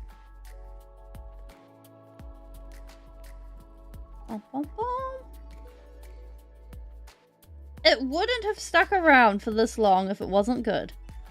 Right?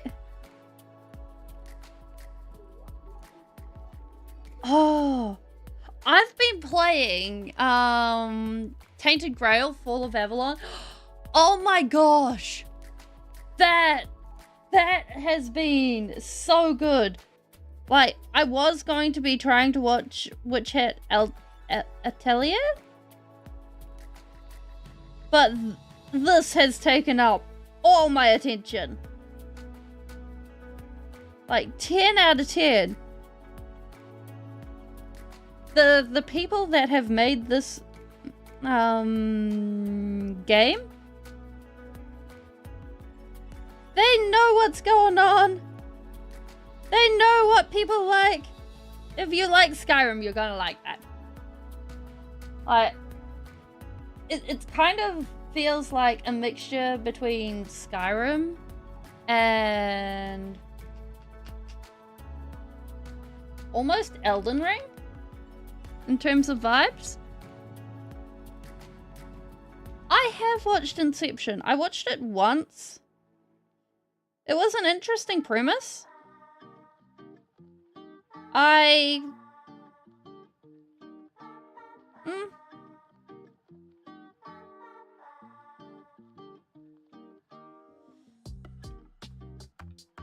wasn't impressed at the ending. Well, considering the fact that if you look at the statistics of YouTube, like specifically YouTube, and a few years ago it was like 3 hours of content uploaded every second. And then there's the fact that movies are released literally every day. So that means that, yeah. So with Inception, there are people that professionally go into other people's dreams. And there are layers to people's dreams. And on various layers, time flows differently. But it's been a long time since I've seen this movie. Basically, the people that go into the dreams go in there to pick out information or place information in there. And they can access subconsciousness. It says 2001 A Space Odyssey.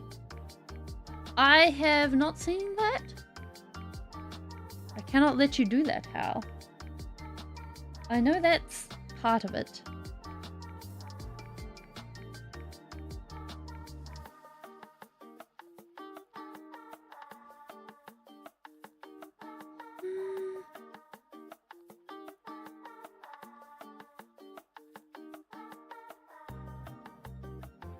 I also I've heard good things about Interstellar.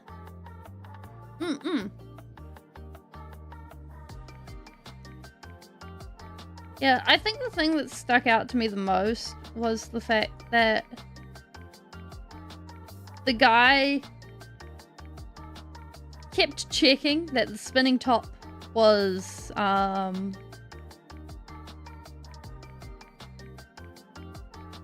what do you call it? Spinning? And not spinning? And they went through all of that, and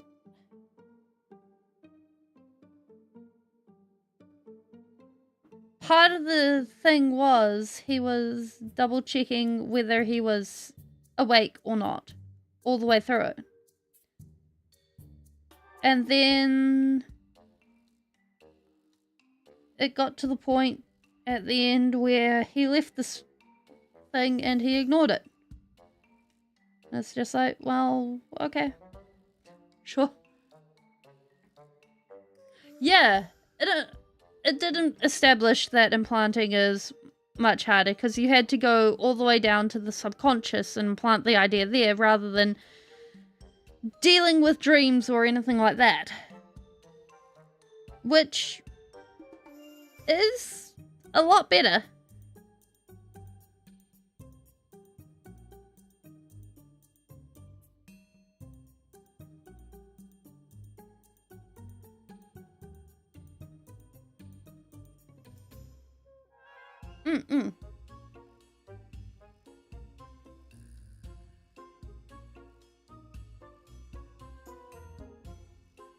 It means that no one can just instantly pop up and be like, aha, overnight. Not easily.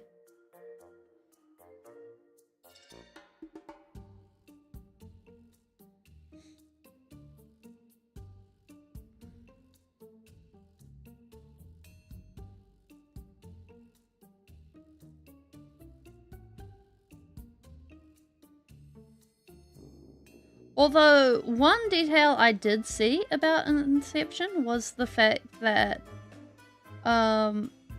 they actually fully accounted for the time in the movie. Like, I saw someone in, like, details pointing out the fact that, yeah, this person actually went ahead and accounted for all the details and did all the stuff, and congratulations, it is chronologically correct.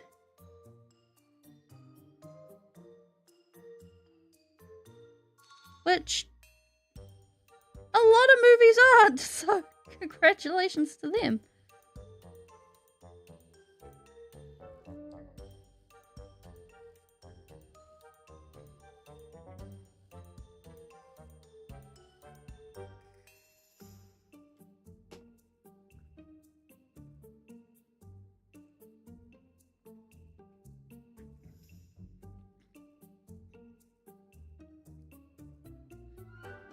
Well, fawns have a freeze reflex. It's their main thing. They hide, right?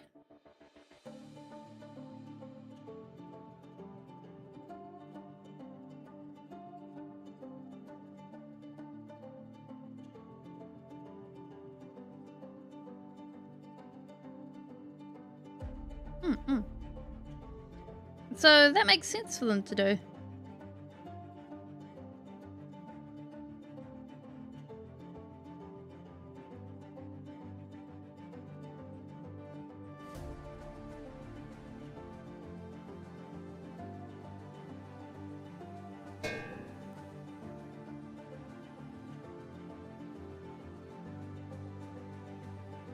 Whoop.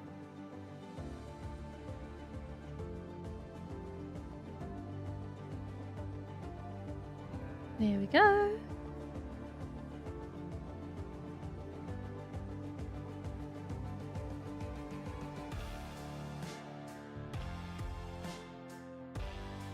All right. I'm not answering. I've done extensive traveling in both.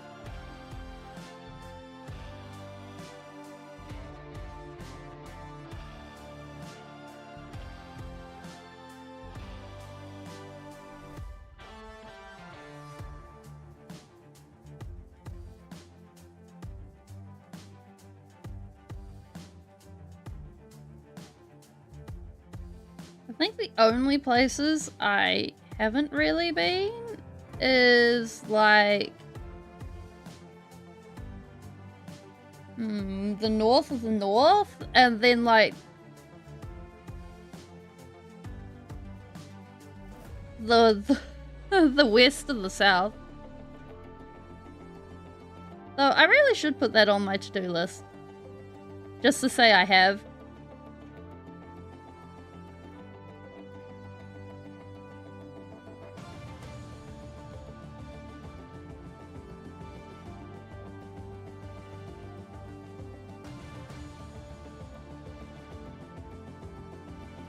Because I think that'd be neat. Then I can say I've been from Cape Rega to the Bluff.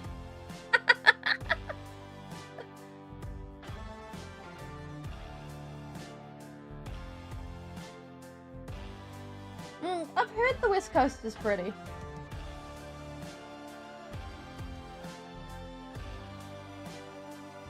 But my travels have never taken me there.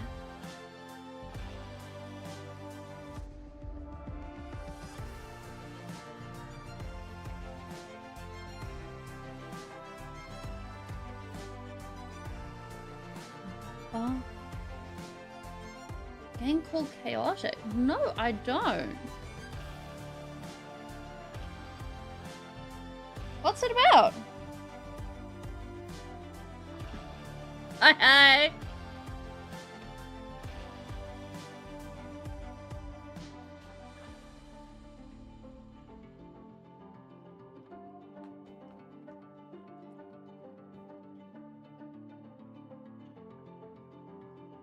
Missed a bit there.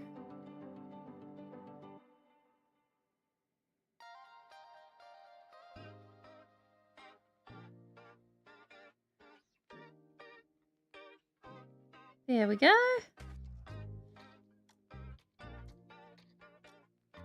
Oh! Ooh. I must snoop. Chaotic.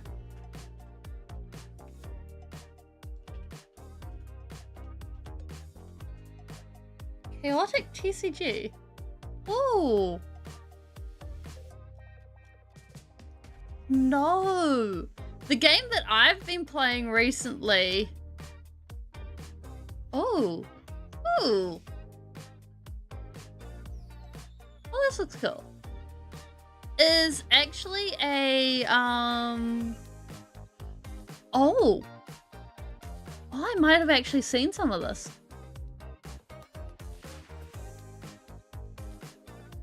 I might have actually seen some of this.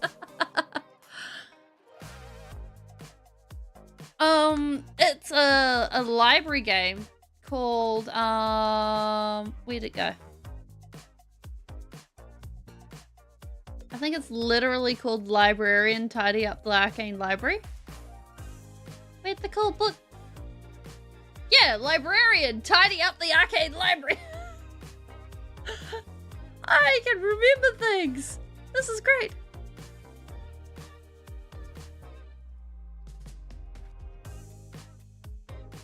And basically the whole point of the game is you start with a library that is a complete and utter mess, and then you sort the books.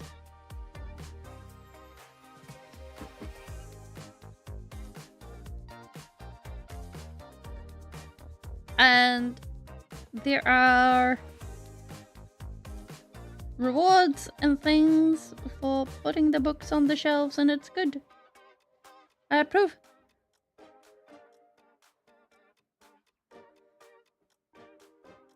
Hydroneer. That one I have heard of. I haven't played it, but I have heard of it. I have a friend who likes a lot of those sorts of games. And is like, yeah, this please.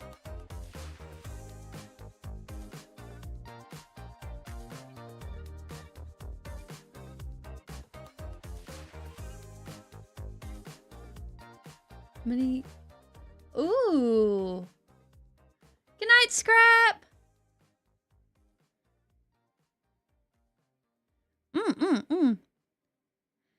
Yeah, it's a single player game. The library game. I found it while I was looking for another game that is multiplayer, where you get books delivered. But I still haven't found this book, by the way. This game. You get books delivered. You get told what the books are. And then you get to create a library. And it's like, haha, you get to do things. This is fun. But, nah, I can't find it. Oh, bless you, Jones.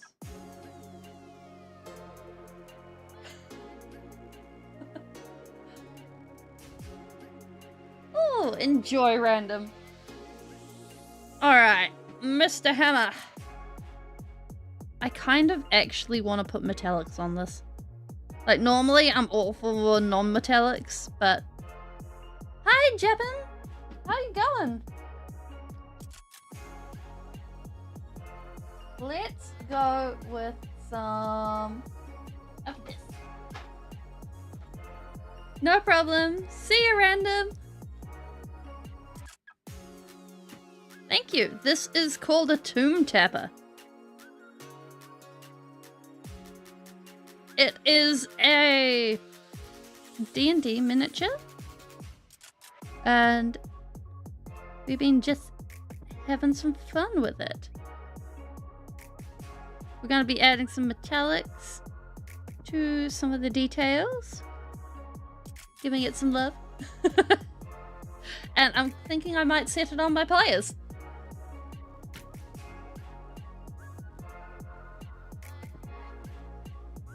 And it should be good times.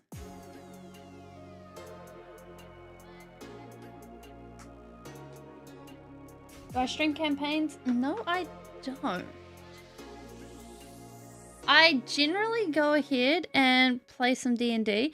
That being said, I'm working on doing something so that I can play a one-shot with my chat.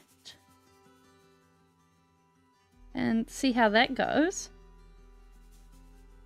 I'm kind of hoping that I can get that sorted so that it can go in the next couple of weeks.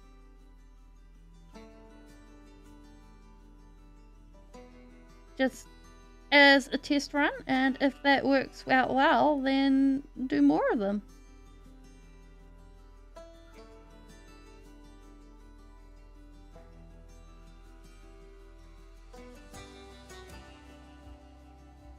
Because I think that'll be neat.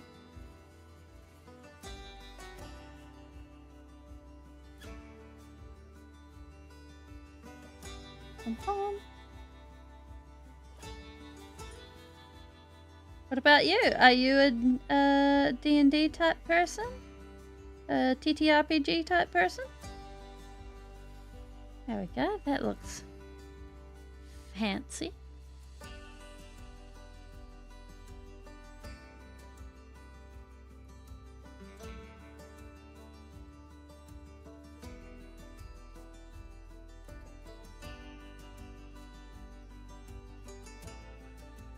I'm not normally one for using metallics, but I think this rather suits. That's fair. Yeah, at the moment I run a Pathfinder game, and I'm starting up a D&D game where it's running on an alternate Earth history. So I'm rather excited about that. And hopefully this guy gets put to use.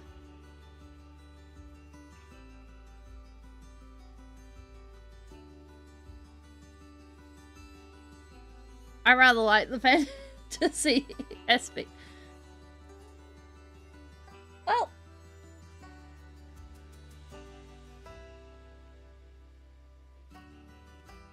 I think when it comes to the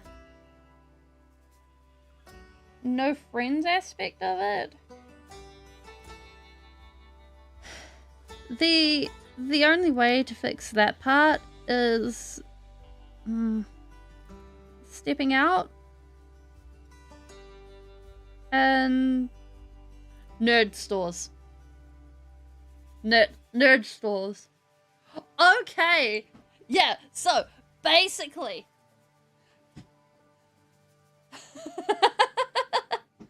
oh, this is my puppet. This is my puppetling. Puppetling was originally designed for when I can't use my VTuber model, or when I am doing something that requires me to look down all the time and I lose tracking. But Puppetling stays here for when we paint. So in this case, the one that we're doing is set in the future, sort of 150 years away. Yeah, Puppetling is now here for branding, yeah. And in the future, a magical apocalypse happened. And the reason why the magical apocalypse happened was because the Cold War turned into a very, very hot war.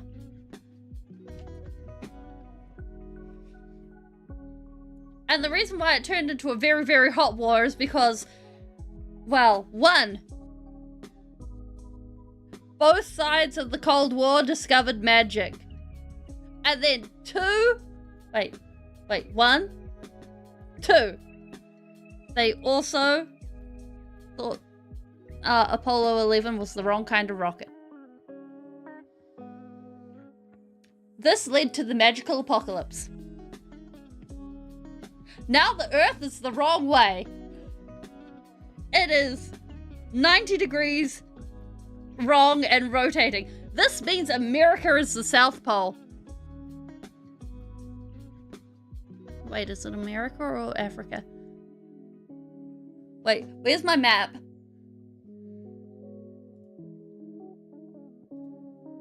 Where is my map?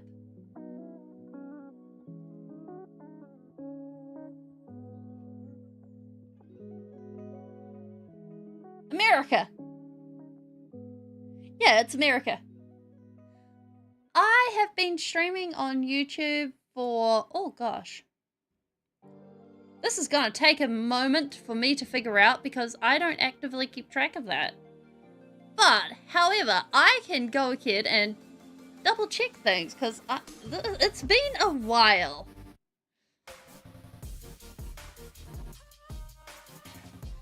Do-do-do.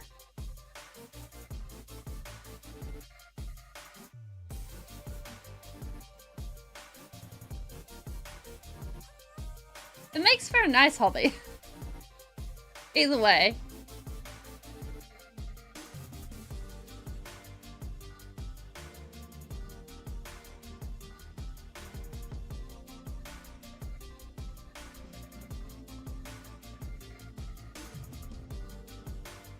Oh gosh.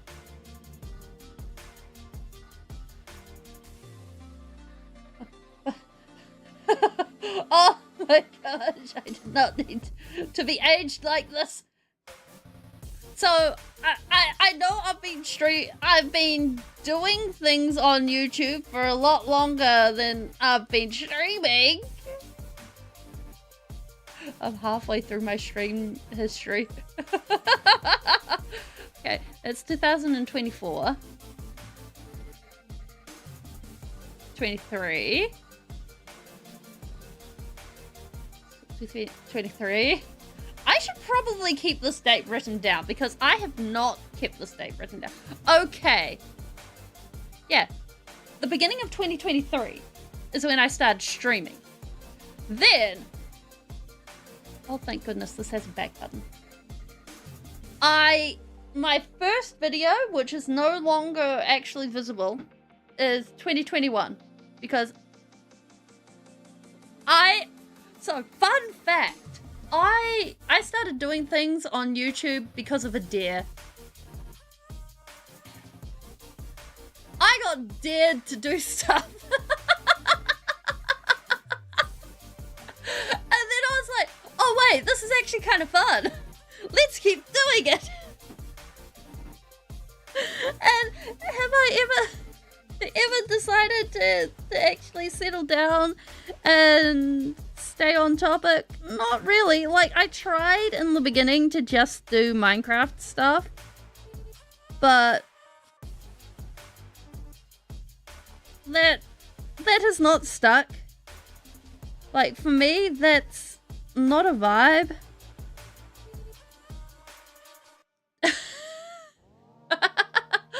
Resourceful is a very kind word, AEC.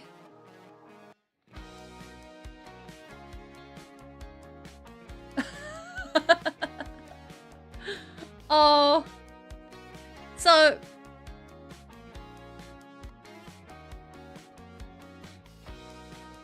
Back when I... Wait, which model is it? Wait. Now I'm curious. Are you meaning the model that was wearing a t-shirt, or are you meaning the model that has the fairy wings? Because there are two answers. Tough?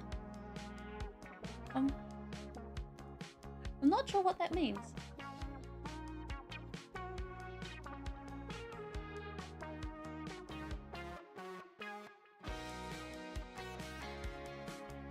Because there was... Which one is it? This one? Oh, okay.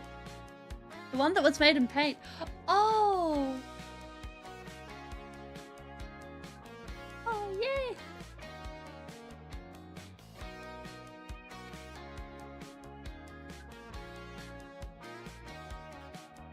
But this is one of the oldest models I still have. And I like it. It has happy memories. Wait, do I? Okay. We're going on an adventure. Do we? Nope. That is still Speeling.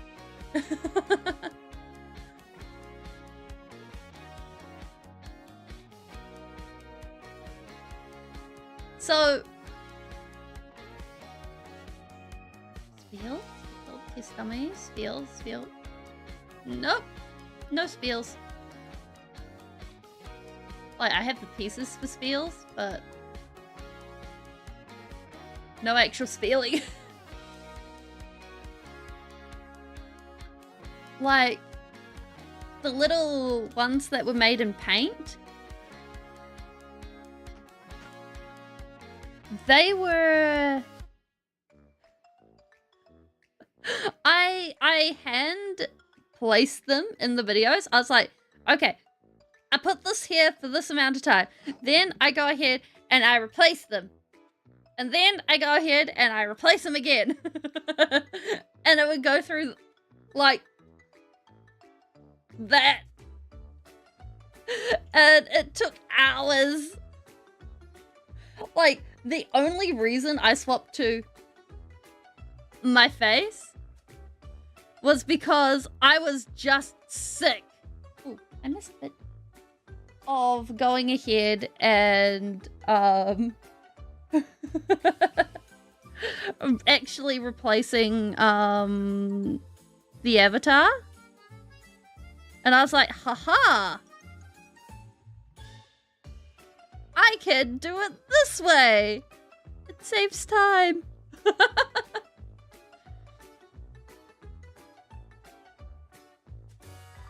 But also, like, back then, I was, I was so bad at actually, speaking in standard sentences. It would be like, I Wait, what was I doing again? I like this thing, like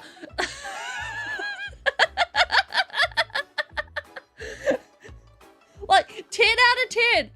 You don't know how much you dislike how you speak until you hear it play back. Oh my gosh.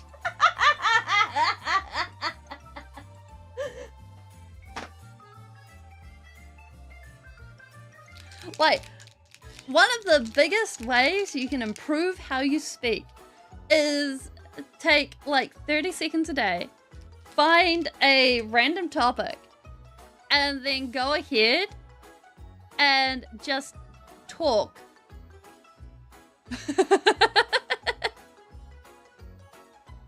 No, the thing I am painting does not have eyes. There is no eyes on this thing. It's like it has a sack.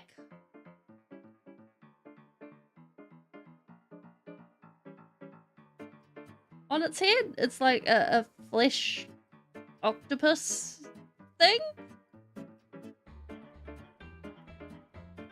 And it's got like claw fingers, which are what we're tackling next. He's got big things. Oh yeah. So the microphone I used to use is over there. I could plug it in and then kill your guys' ears. I was never able to get it to actually work right. Like, I put it through all the settings.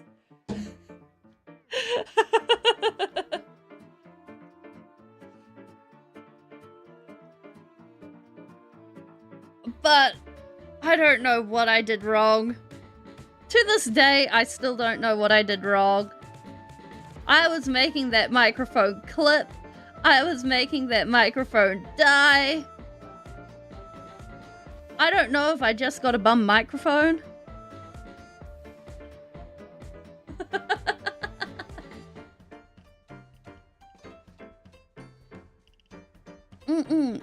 Because what I did with my hair, I went through all the iterations in the end and ended up going with, like, I ended up giving in and buying a preset hairstyle.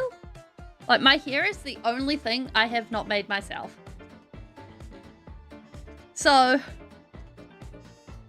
I have accepted that this is my fate. I am just apparently not good at styling my hair. This is acceptable. I can live with this.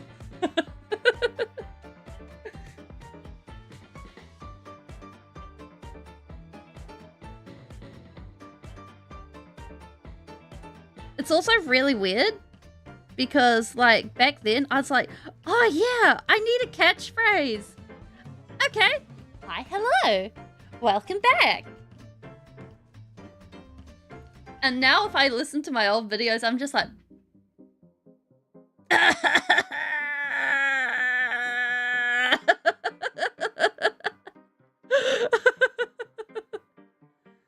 Like, I don't delete any of them because I'm like, you know what? This is okay. We grow. We are people that learn, live, and grow, and this is all right.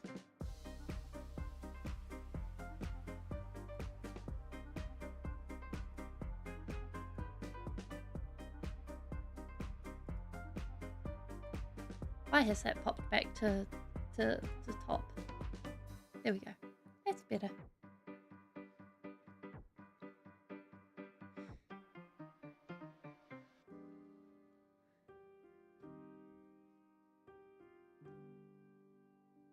It's also a psychological thing on listening to your own voice.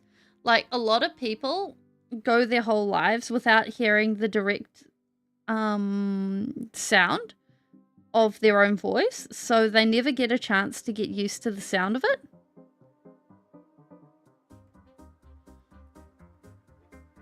So going ahead and actually hearing your own voice for the first time can be quite jarring. And I'd say if you're going into a position where you have to learn to be okay with the sound of your voice, then listening to it beforehand is a good idea.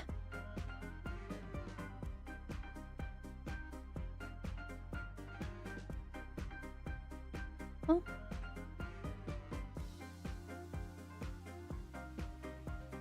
Kind of wish we could clip this bass off of him. Just be like, eh. Because it's sort of sunk into the bass, but we can't.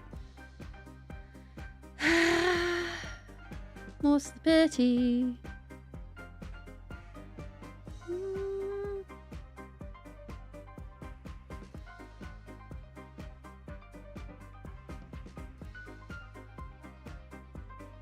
Yeah.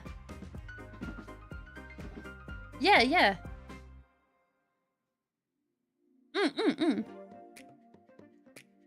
Yeah, sending yourself voice notes is a really good way. Like, for me, the way I did it was I got used to it via basically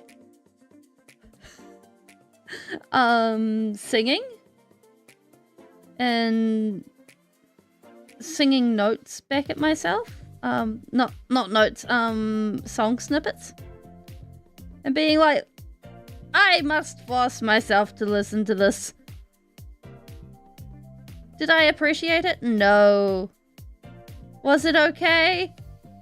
It was in the end, and no one else had to listen to it.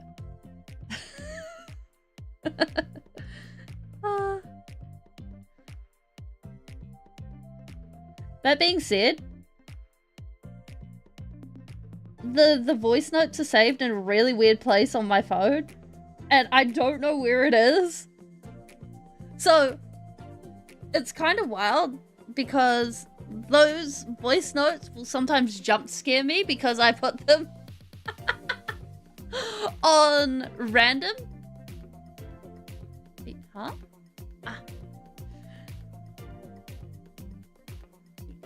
Put my music on random.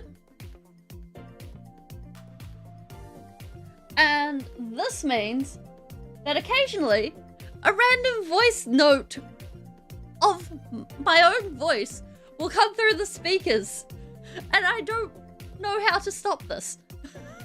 And I'm just like, why are you like this, phone? This is not fair.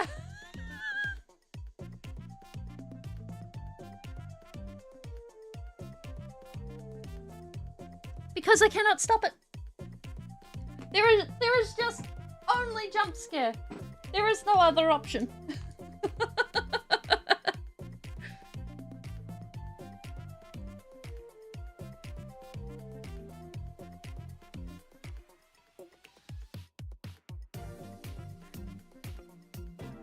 We just give these fingers a little bit of a dusting.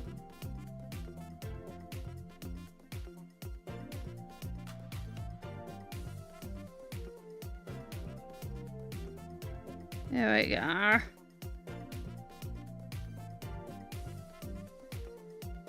Bam. All right. Now.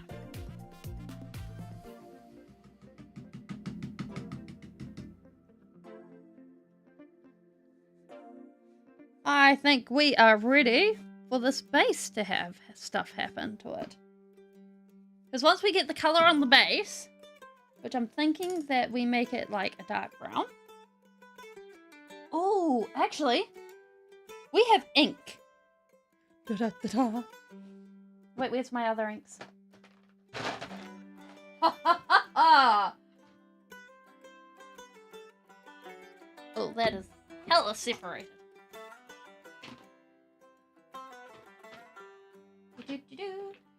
Okay.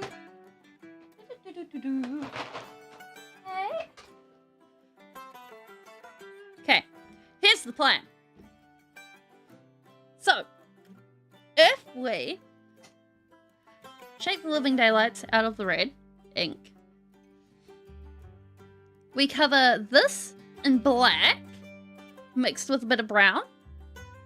Then we go ahead and we dab the red into the cracks. And I think this will look really, really cool because the ink here is super, super saturated. And therefore will still look like it's visible in theory.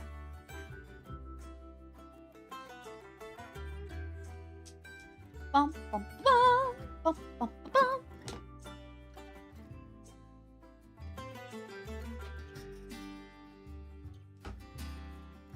Pop that. We want that.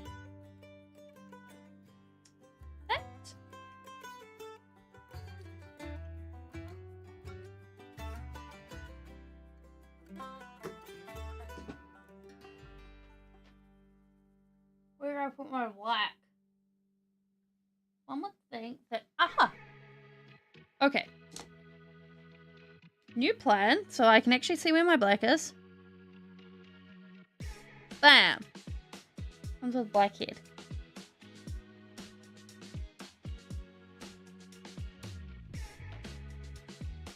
Now we'll be able to see where the black is. Da da da da!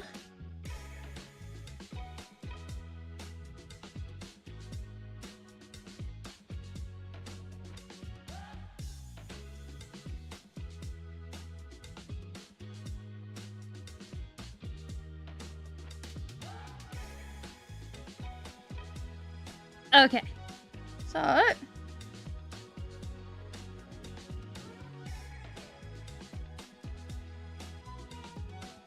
get all the paint that's on this brush. Oh, actually, that's probably the better way to do it now that I'm looking at it, because that means that the red is going to be more highlighted.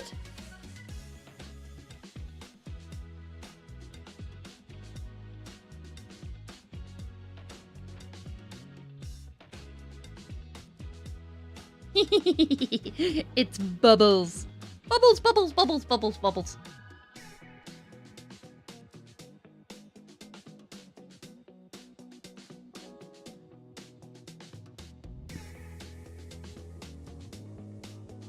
Okay. So we put down red first because we're smart and we remember color theory.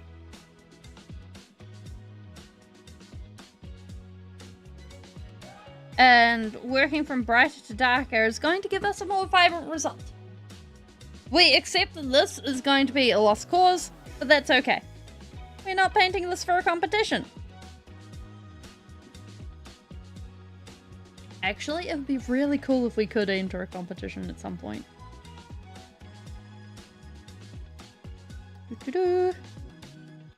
But that's probably not something that'll happen.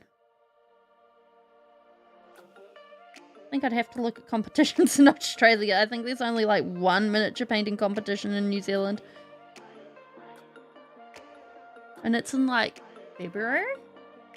February? Yeah. Something like that.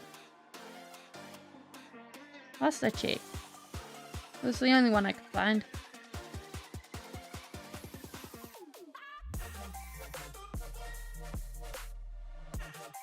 Was that when it was being judged? Oh gosh. I have completely forgotten.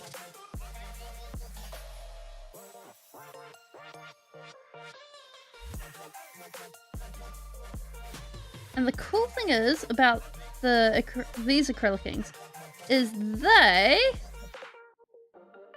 come out shiny. So we can have shenanigans with this.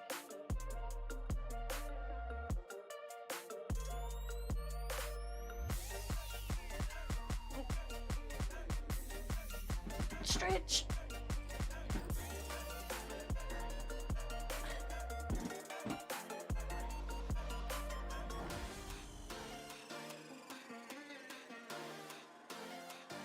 That's better.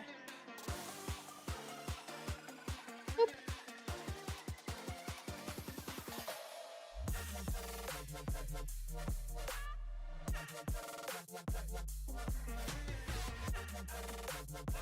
So, this is doing a good job of seeking into all the cracks. So we're going to see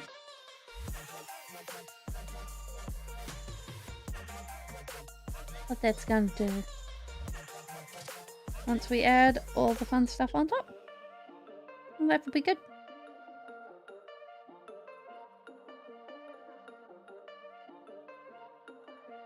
It's actually rather interesting. Like, the same but different terms between model painting and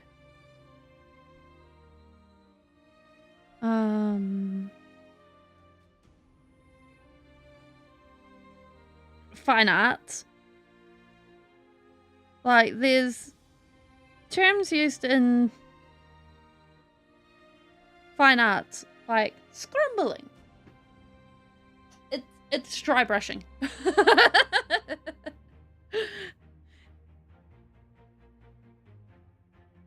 It is the application of a brush with very little paint on it to go ahead and build up light layers of color.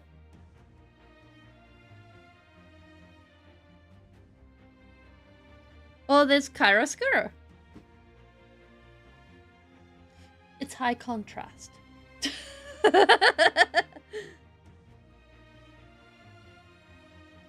And it just fascinates me how, like, these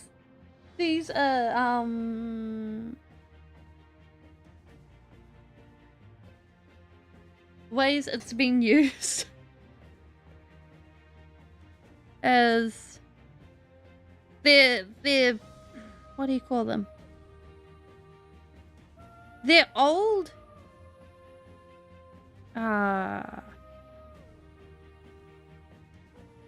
descriptions that have been around for ages.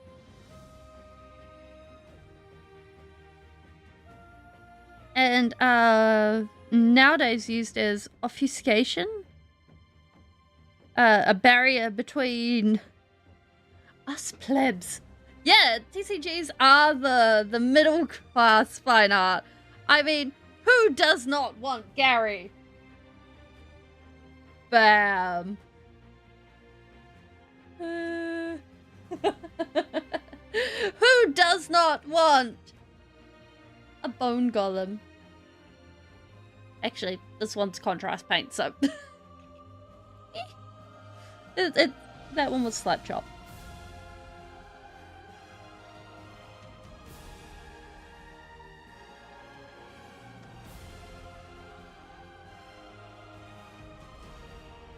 But like when I was doing my degree in arts, a Tolkien? Oh no. No.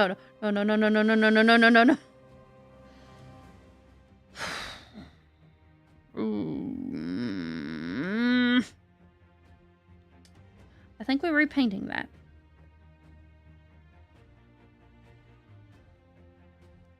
I'm not actually familiar with South Park.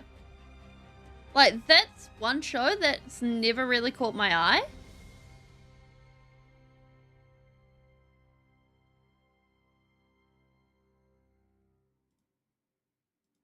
I don't know why.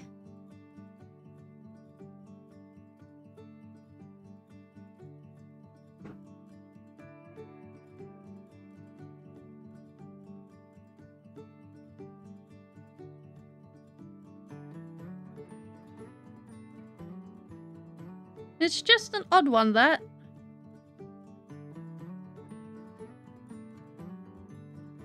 That being said, like, the one time it did, I was like, way too young, and my parents were like, "No, Speeling! It has the N-word in it! You don't even know what that means! Your head will be removed if you say that!"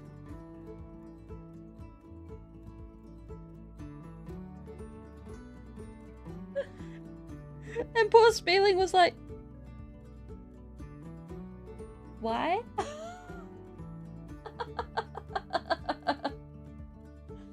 Because I was one of the children that just went, "Why?" Wait. They made a joke for a decade in the making. They had a black kid in the show named Token until a few years ago that they revealed his name was Tolkien. And everyone but Stan knew. Oh!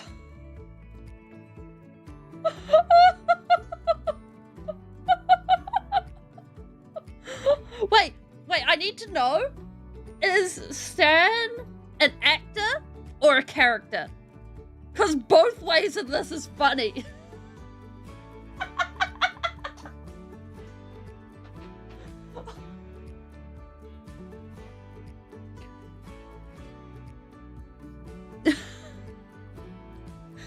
And also, like, that's hella impressive.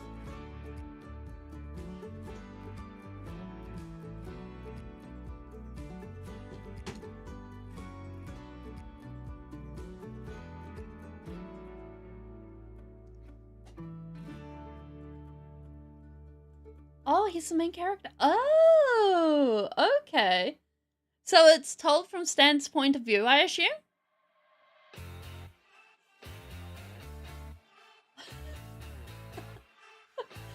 I love the fact that they went back and changed it.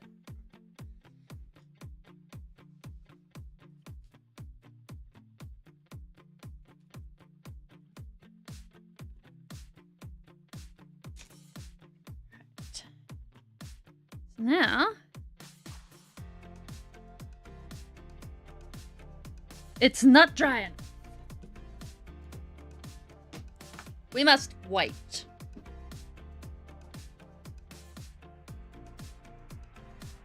Right. You know what? While we wait, we can do some choices. Because this is big enough to have grass.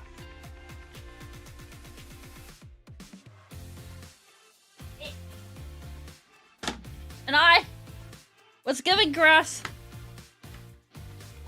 a while ago. Oh, no. I have not had a chance to use any of it.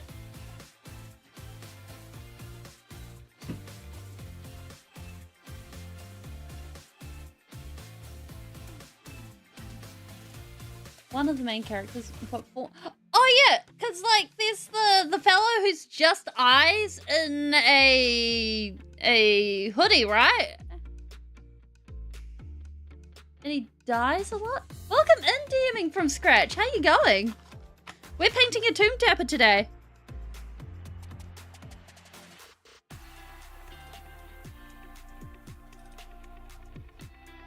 All right. I have not had a chance to use any of these. Kitty. That's a cool name. Wait. I think I know that one. He dies, right?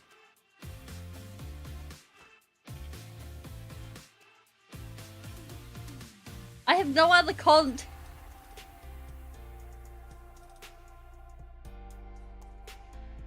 except that. This looks like it'll work. Let's go.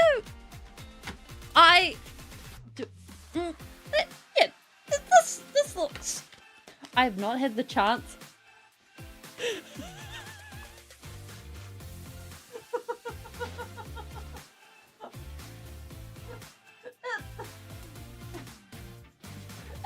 weird to be describing a show. Yeah! Yeah! I knew the name! You killed Kitty!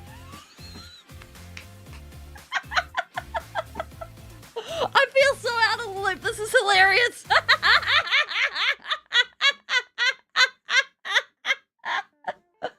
Oh.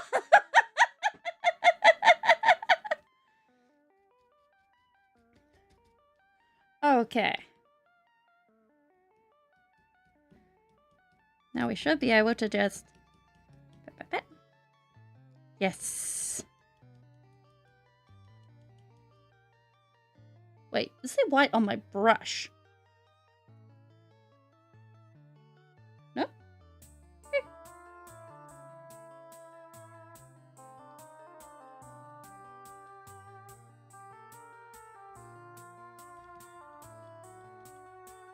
No, this is just picking...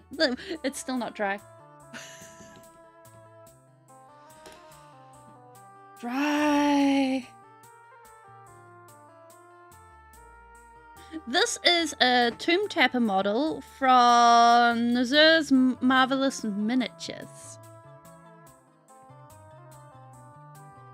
And it's a D&D model for a 5e creature, or it might be 5.5e. Either way, it's not going to be that when I sick it after my players. It's going to be an irradiated human.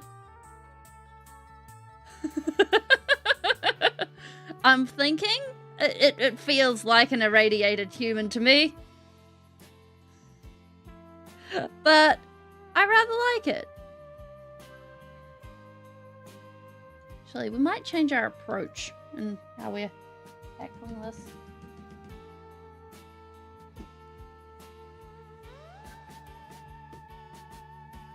Instead of that, why don't we try one of these?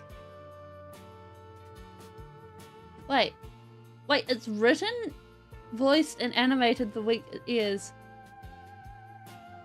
Oh, wow. Yes, well, oranges aren't known to have great intelligence.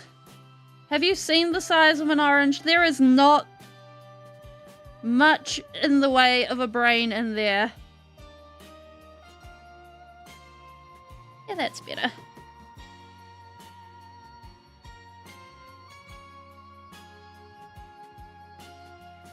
I mean, hell.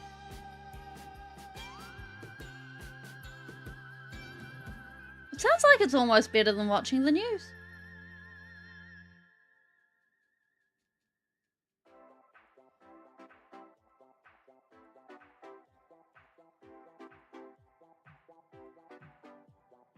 There we go.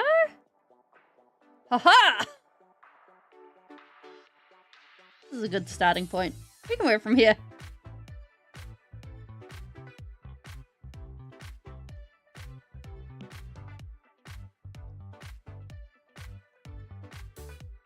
Success!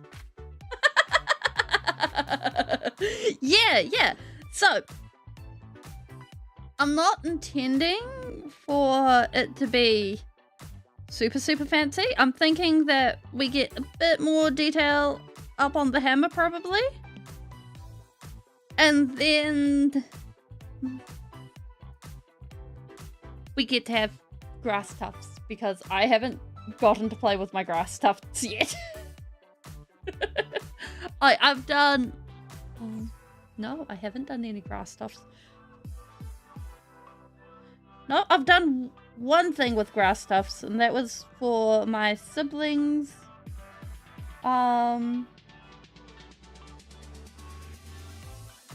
Kill team.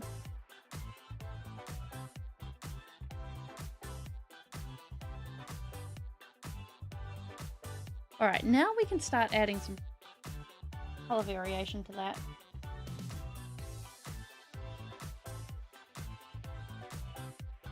I lost power. I had to pick the... Wait! Using battery bank? Oh my gosh! Really? Oh!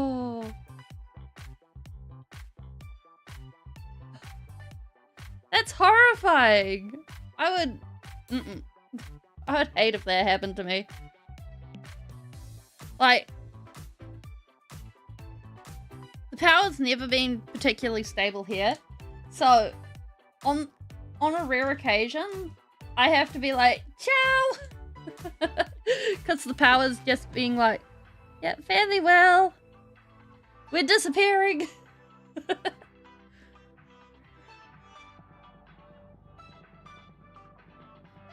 But I don't think I could quite picture disappearing, like working on the episode or something like that. But then again, they're under contract, so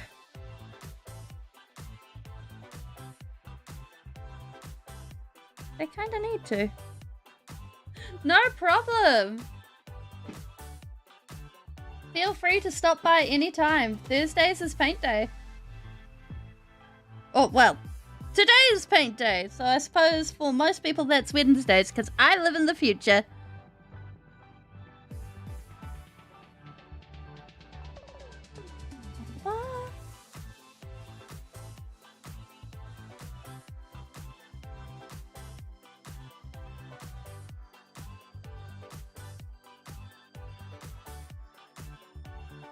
There we go, I like that. Like, just a little extra colour.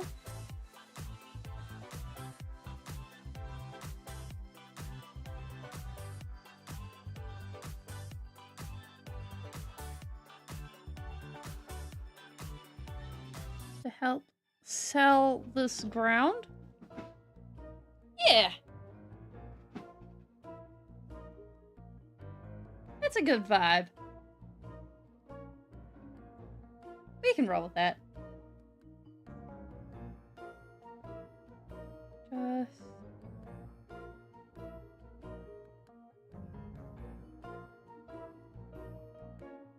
yeah. Alright. I think we touch up that.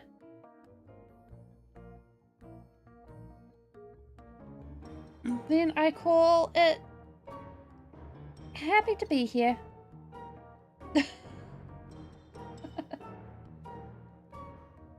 And we figure out how we're gluing the grass to it.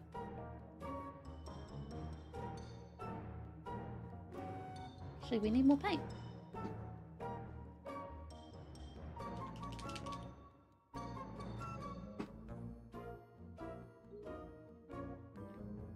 Whoop. There we go.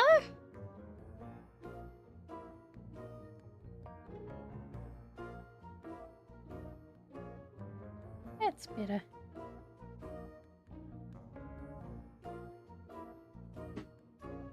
Alright. Bam.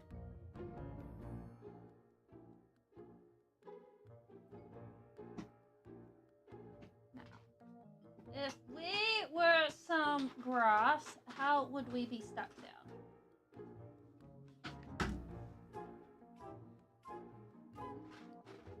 I hereby summon the Yoo-hoo glue. How do we stick this stuff? I would assume... okay.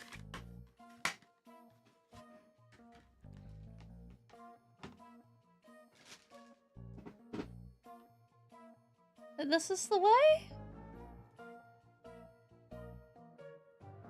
How does one stick grass tufts?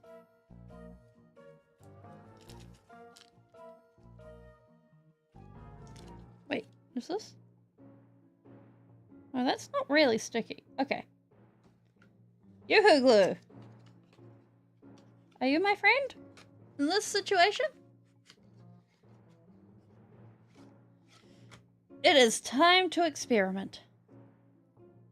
Also, I'm kind of feeling like this is going to be a little bit out of scale. I'm not sure. It's the right color.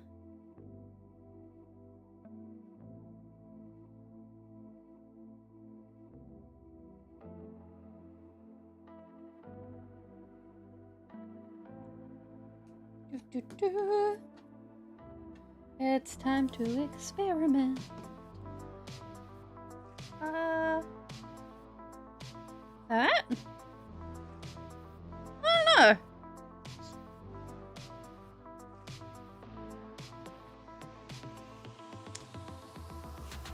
I mean, I'm not loving it. I think...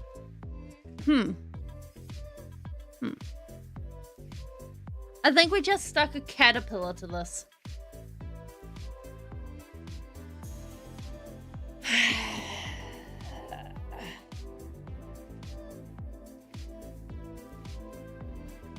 I don't like it.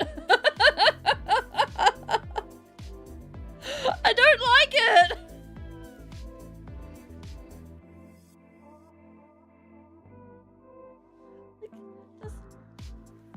Just more help. I'm not sure. Like, all we have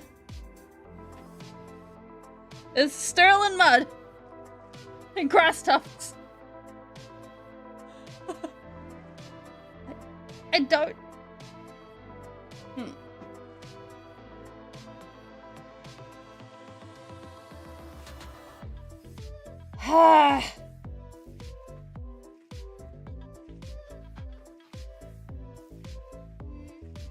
What else do we have?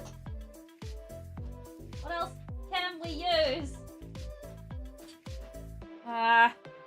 Clear painting meeting. No. I'm too terrified to open that. We are not opening the mica powder.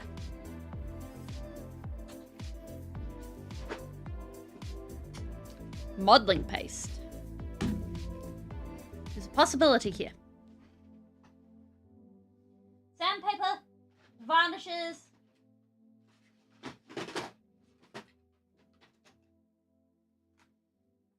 Glue. None of this is useful.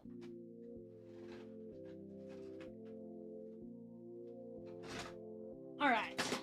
We also have bits from the bits box. We can add skulls. Wait, where are my skulls? Aha.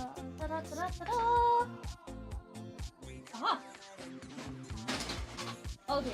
Oh dear. No. Stay attached, please. Please stay attached. There we go. Alright. Bits box. What do you have for me today? To hopefully save us from this terrible occasion. Oh wait, what are you? Oh hey, a skeleton! Cool. We need to build him at some point. Be a tragedy if we didn't. Anyways, what do we have in the bits box?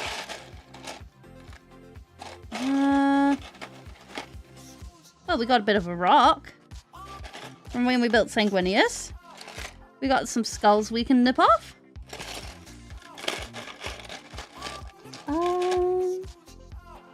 That is from Kairos Fate Weaver.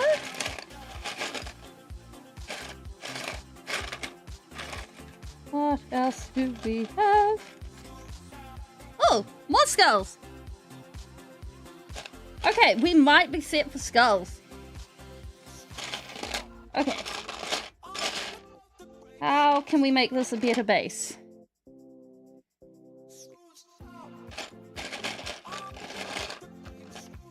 Oh, there's a little skull. And there's... Actually, that's Sanguinius' sword. This guy does not have enough aura to have Sanguinius' sword.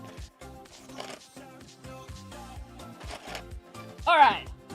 We have a vague sketch of a plan here. So, this will not be solved with grass tufts. In fact, I think putting more grass tufts on this will just make it worse. So, we'll put the grass tufts away. Which way's your... There we go. Over tufting this is just going to end in sadness and a waste of money. Bum, bum, bum. Bum, bum. Da, da, da, da, da. Here we go. Okay. So we have one rock. Lots of texture. Wait, where is his actual base? One moment.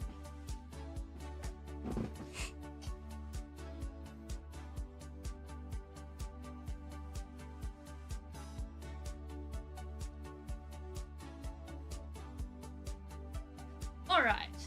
We have his actual base. So we have something more to work with. So if we put that there, then we reshape this so that we have something more to work with. Where are my nippers? Where are my nippers? Did I tidy them? I tidied them.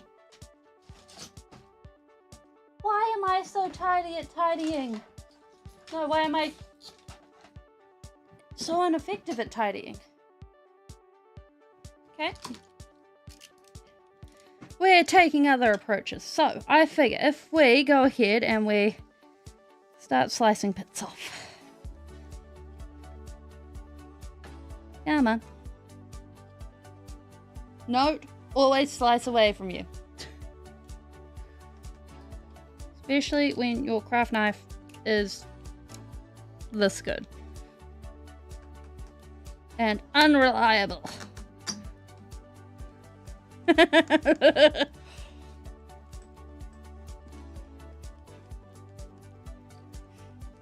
Come on. Please. Something. Snap? Can you snap? Okay. You can snap. That's even better.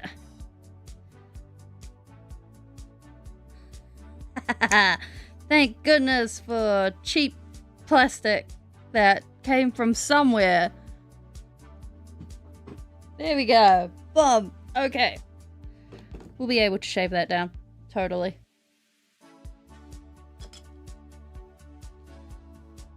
Do do do do do do. Like that.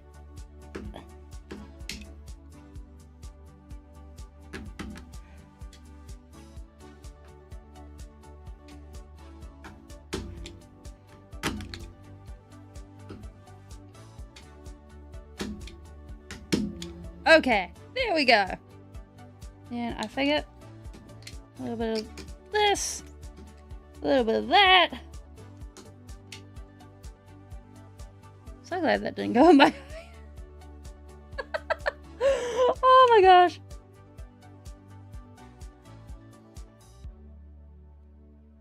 Can we get this on an angle? Yes.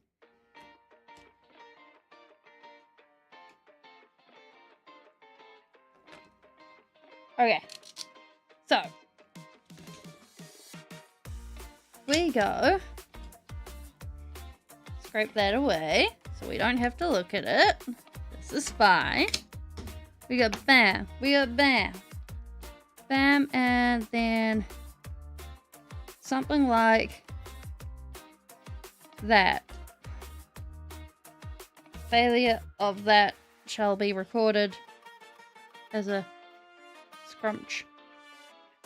That going like that, sort of, I think. And then we use the modeling paste, which is this nice, thick, gluggy stuff. Look at this. Speaking of which, do I have... I wish I had a spatula. Like... we sort of do. We use the spatula to go and put everything in place. So, I think what we'll do is we'll tackle this next time so that we have clear... Get on!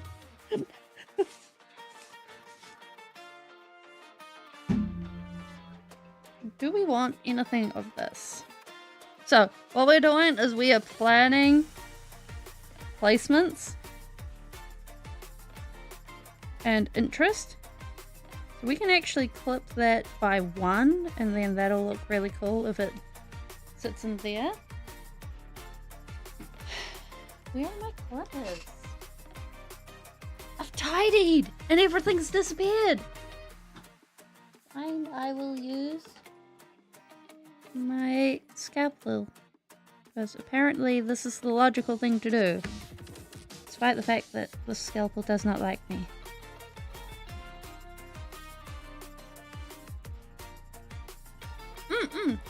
Oh, yes, it is WizKids.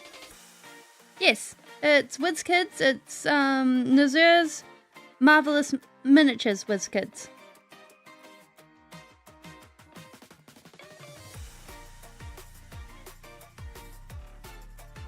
Something like that. Yeah, that looks like it balances things out. And then we're also mixing in some Warhammer bits.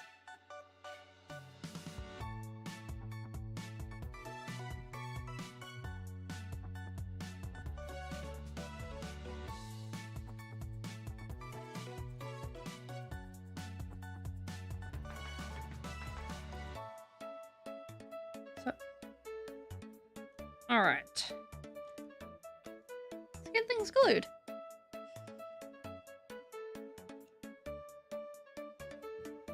I figure we'll glue things in place.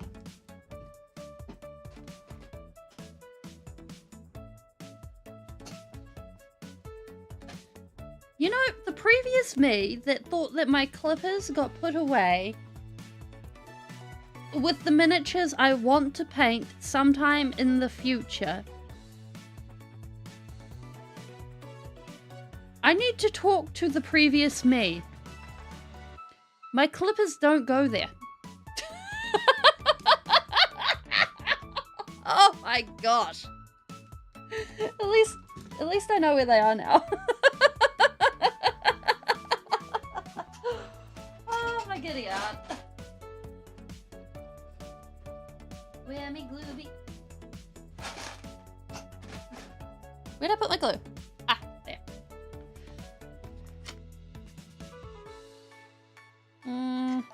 Actually, let's use super glue.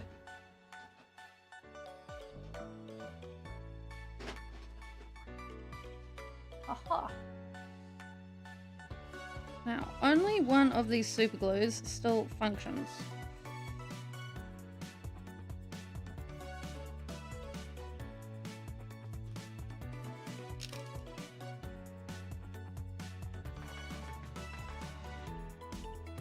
Come on.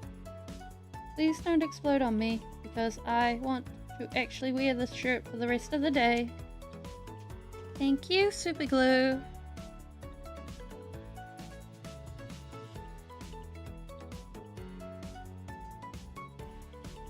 Alright.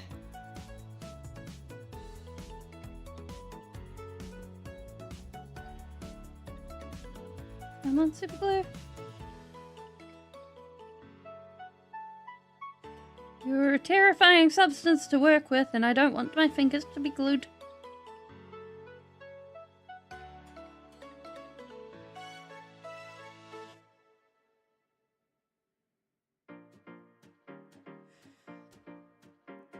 There we go.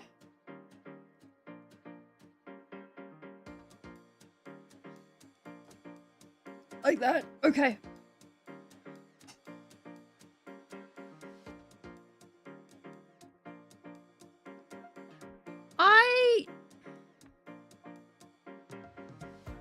Like, this was the second mini I painted. It's a WizKids.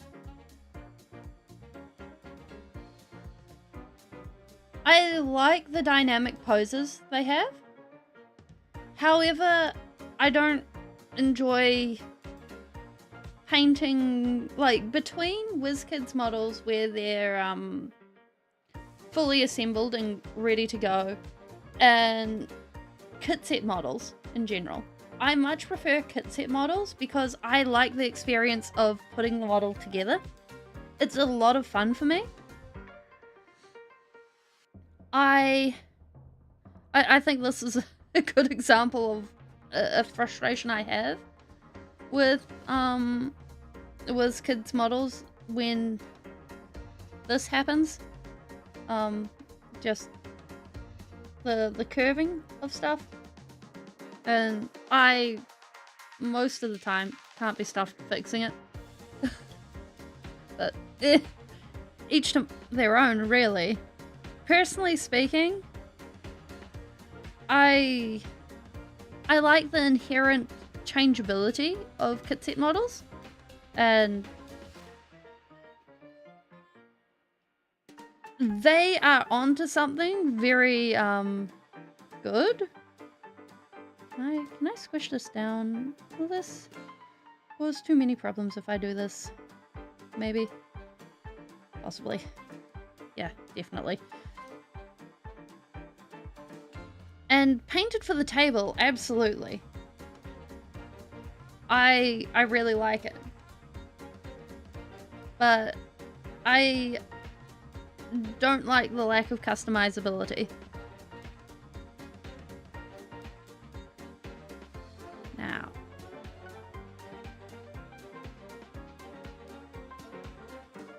Wait, that there.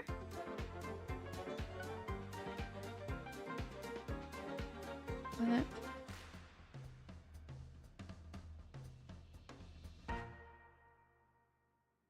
That about there.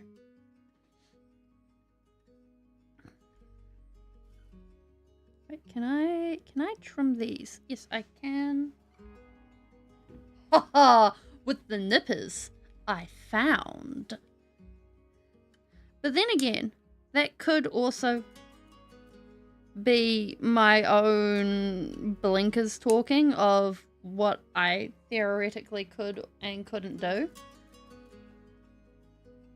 And being like, hey, there is actually a whole wide world. I clipped off the wrong parts. Oh well. There is a whole world that I haven't considered in here, because, like, I've only been at this for a little while.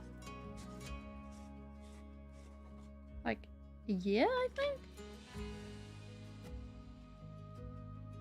No, only a year and a half, I think. If we go and we put modeling paste along here. And larger scoop. Help that sink in. And flatten down.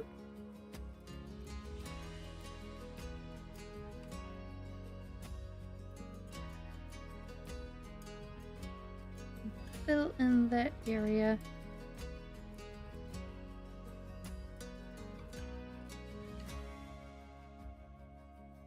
I should get myself a palette knife. I think I threw out my last one. No, it's with my oil paints. Thank you. I really enjoy doing this. Like, the last big thing we did, unfortunately, fell off of the place I was storing it on when it was 3/4 of the way done and shattered. So, and it was a demon pimp. And, like, here's his torso. You can see his fingers are broken and his legs came apart. And here's his wings. He was a kit bash. So, yeah. Not even the moon survived. So, this is part of the reason why I didn't paint for quite a while, because I was sulking hard. I was just like, I don't want to paint. He broke. He's in pieces. I don't want to do this. Yeah, like, I'm keeping the wings so that when we have... Yeah, this was a few months of work too. I was just like, Like, I'm keeping the wings so that when we have an appropriate,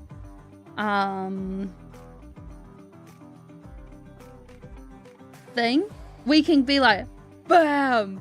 The pimp lives! Because it'd be really cool to be like, haha, we have these really, really cool wings. And they're still mostly intact. So I think that would be cool.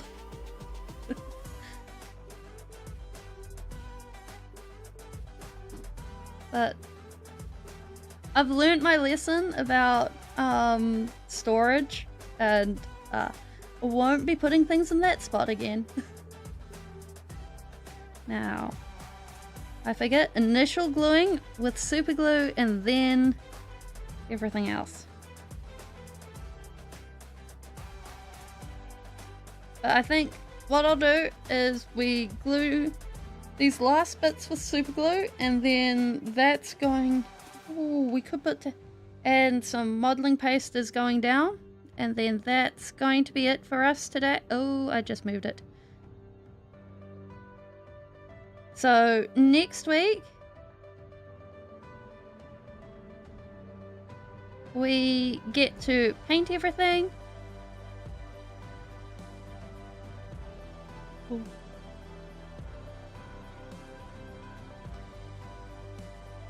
And have fun with that,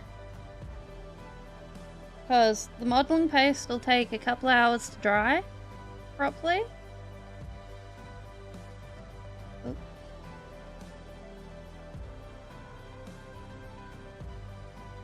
Please don't glue my fingers, thank you. And it can act weird with super glue, so leaving that alone is good. Also, side note, anyone who doesn't know modeling paste, this is like something you can get really cheap, and it is amazing. 10 out of 10. We love our modeling paste. Like, this was 15 bucks Kiwi for this jar, and this is a posh brand. This is a posh brand. We like this. We like this. It's like, look at that. we can. Aha.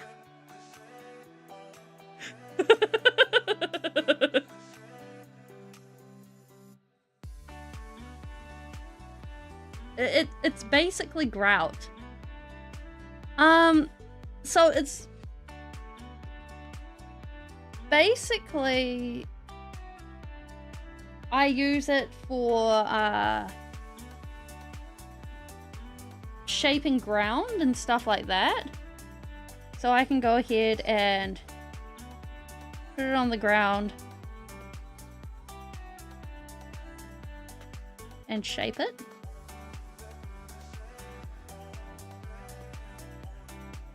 It's literally called molding paste.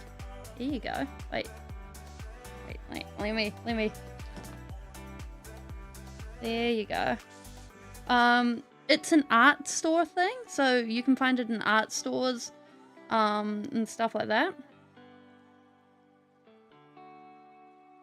I use it for rock, texture and stuff like that, and ground.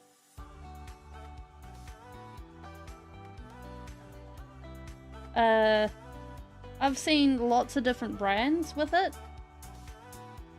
It's generally used for canvases and stuff like that, because you mix it in with your paints, because that's what you do with it. You mix it in with your paint to get different textures, and it's an acrylic medium. We can like good holes and stuff.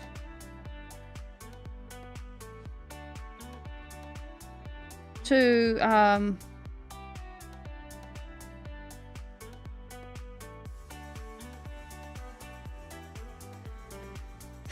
give it more weight to it. And there's also like heavy body medium and stuff like that. All sorts of acrylic mediums are lots of fun to mess around with.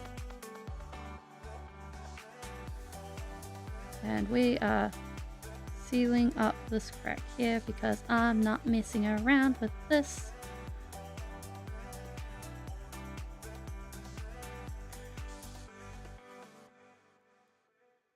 Since that hole exists, we are just doing this. It does not exist. It does shrink slightly. Not as much as texture stuff. Like Mordant Earth, I think it is. From the GW stuff. I think it's Mordant Earth. But since we got a hole, we may as well seal it. But that won't show up. Oh gosh. But, oh yeah, I can actually show you guys now because I have access to Angron again. One moment. Leave that in somewhere where I won't.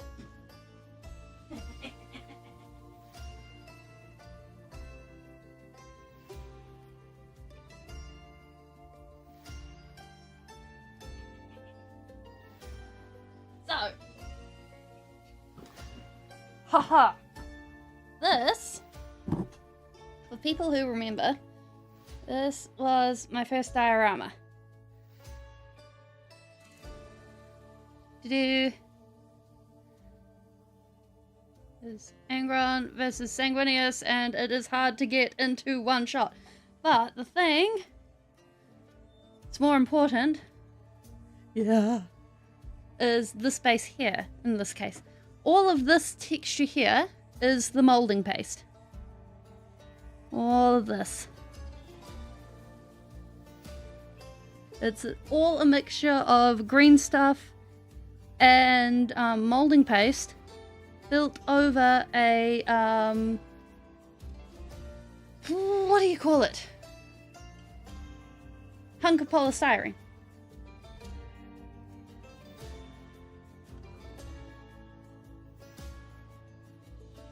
Oh, let me grab you a picture so that you can actually see what it looks like.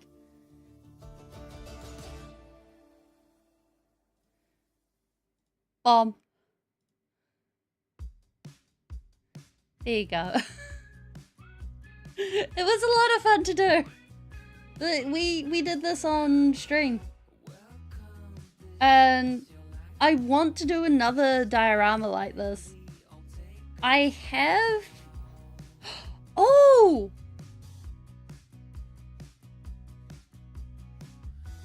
Yeah. So this is Sanguinius from Warhammer, and the yellow one is Sanguinius, and the red one is Angron. I'm sorry, Jones. Yeah, I've pulled out all sorts of drawers. Let me close some. There you go, darling. So yeah, we made them and we painted them, and it was lots of fun. And I want to do another one. I have... Oh gosh. I think if I got my hands on Mortarion, we'd be able to do Guilliman versus Mortarion.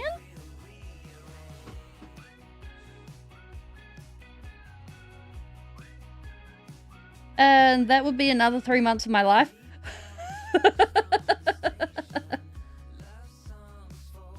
Let's actually do something like this.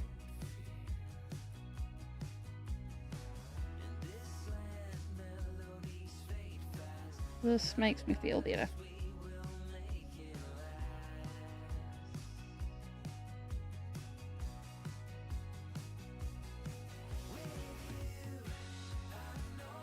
Like, it's on Angron's base, and 10 out of 10 would do again. Like, I've learned a lot since doing it. And I really liked it. I'm really, really proud of it. It was rather funny. When I made it, Mumbling went ahead and was like, yeah, let me just borrow this indefinitely. So I can put it on my wall and skite about it. And I didn't see the diorama for months until I performed a hostage exchange of a painted dragon for it. Oh gosh. There we go. So it ended up being that it got swapped out.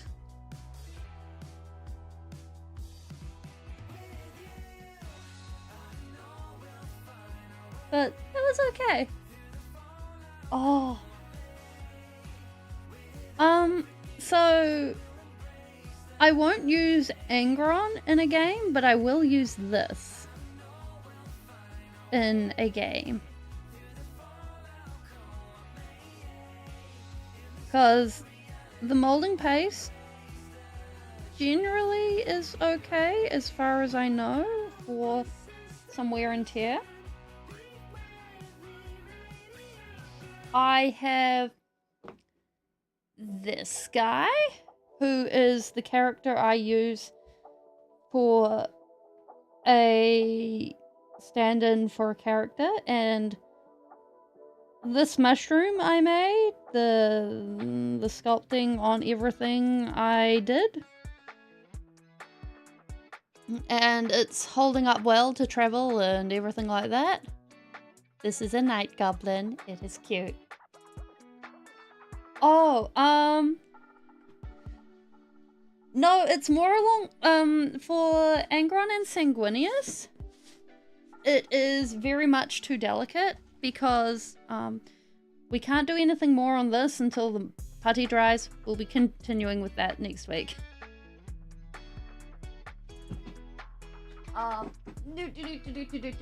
So there is only 1 point.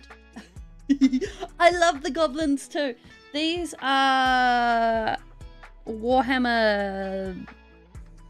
What are they? Sigma? Fantasy goblins? And they're great. I cannot resist buying packs of them because I really like these guys. They're squigs. I've forgotten to paint this guy's teeth, but I like them. They're adorable. So whenever I see a pack, I'm just like, can I has it?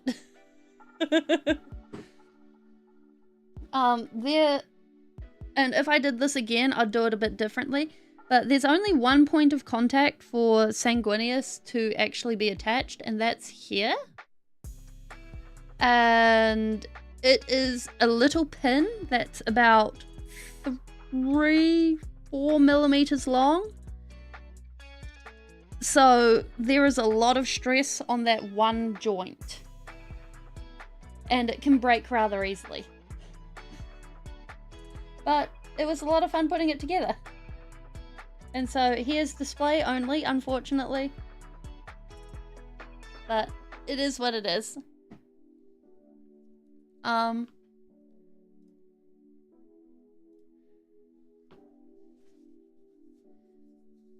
I think because Tomb Tapper is basically finished for what can happen to him, I will say goodbye And for Twitch, we will go raid into painting. And for YouTube, thank you so much for coming. This has been fun. Yeah. Bye-bye. It's been good times. Next week, we'll go ahead and paint the base, and we will probably work on dragons, or we will go ahead and start building something. Yeah. Bye-bye. Thank you for coming. It has been awesome times. Bye.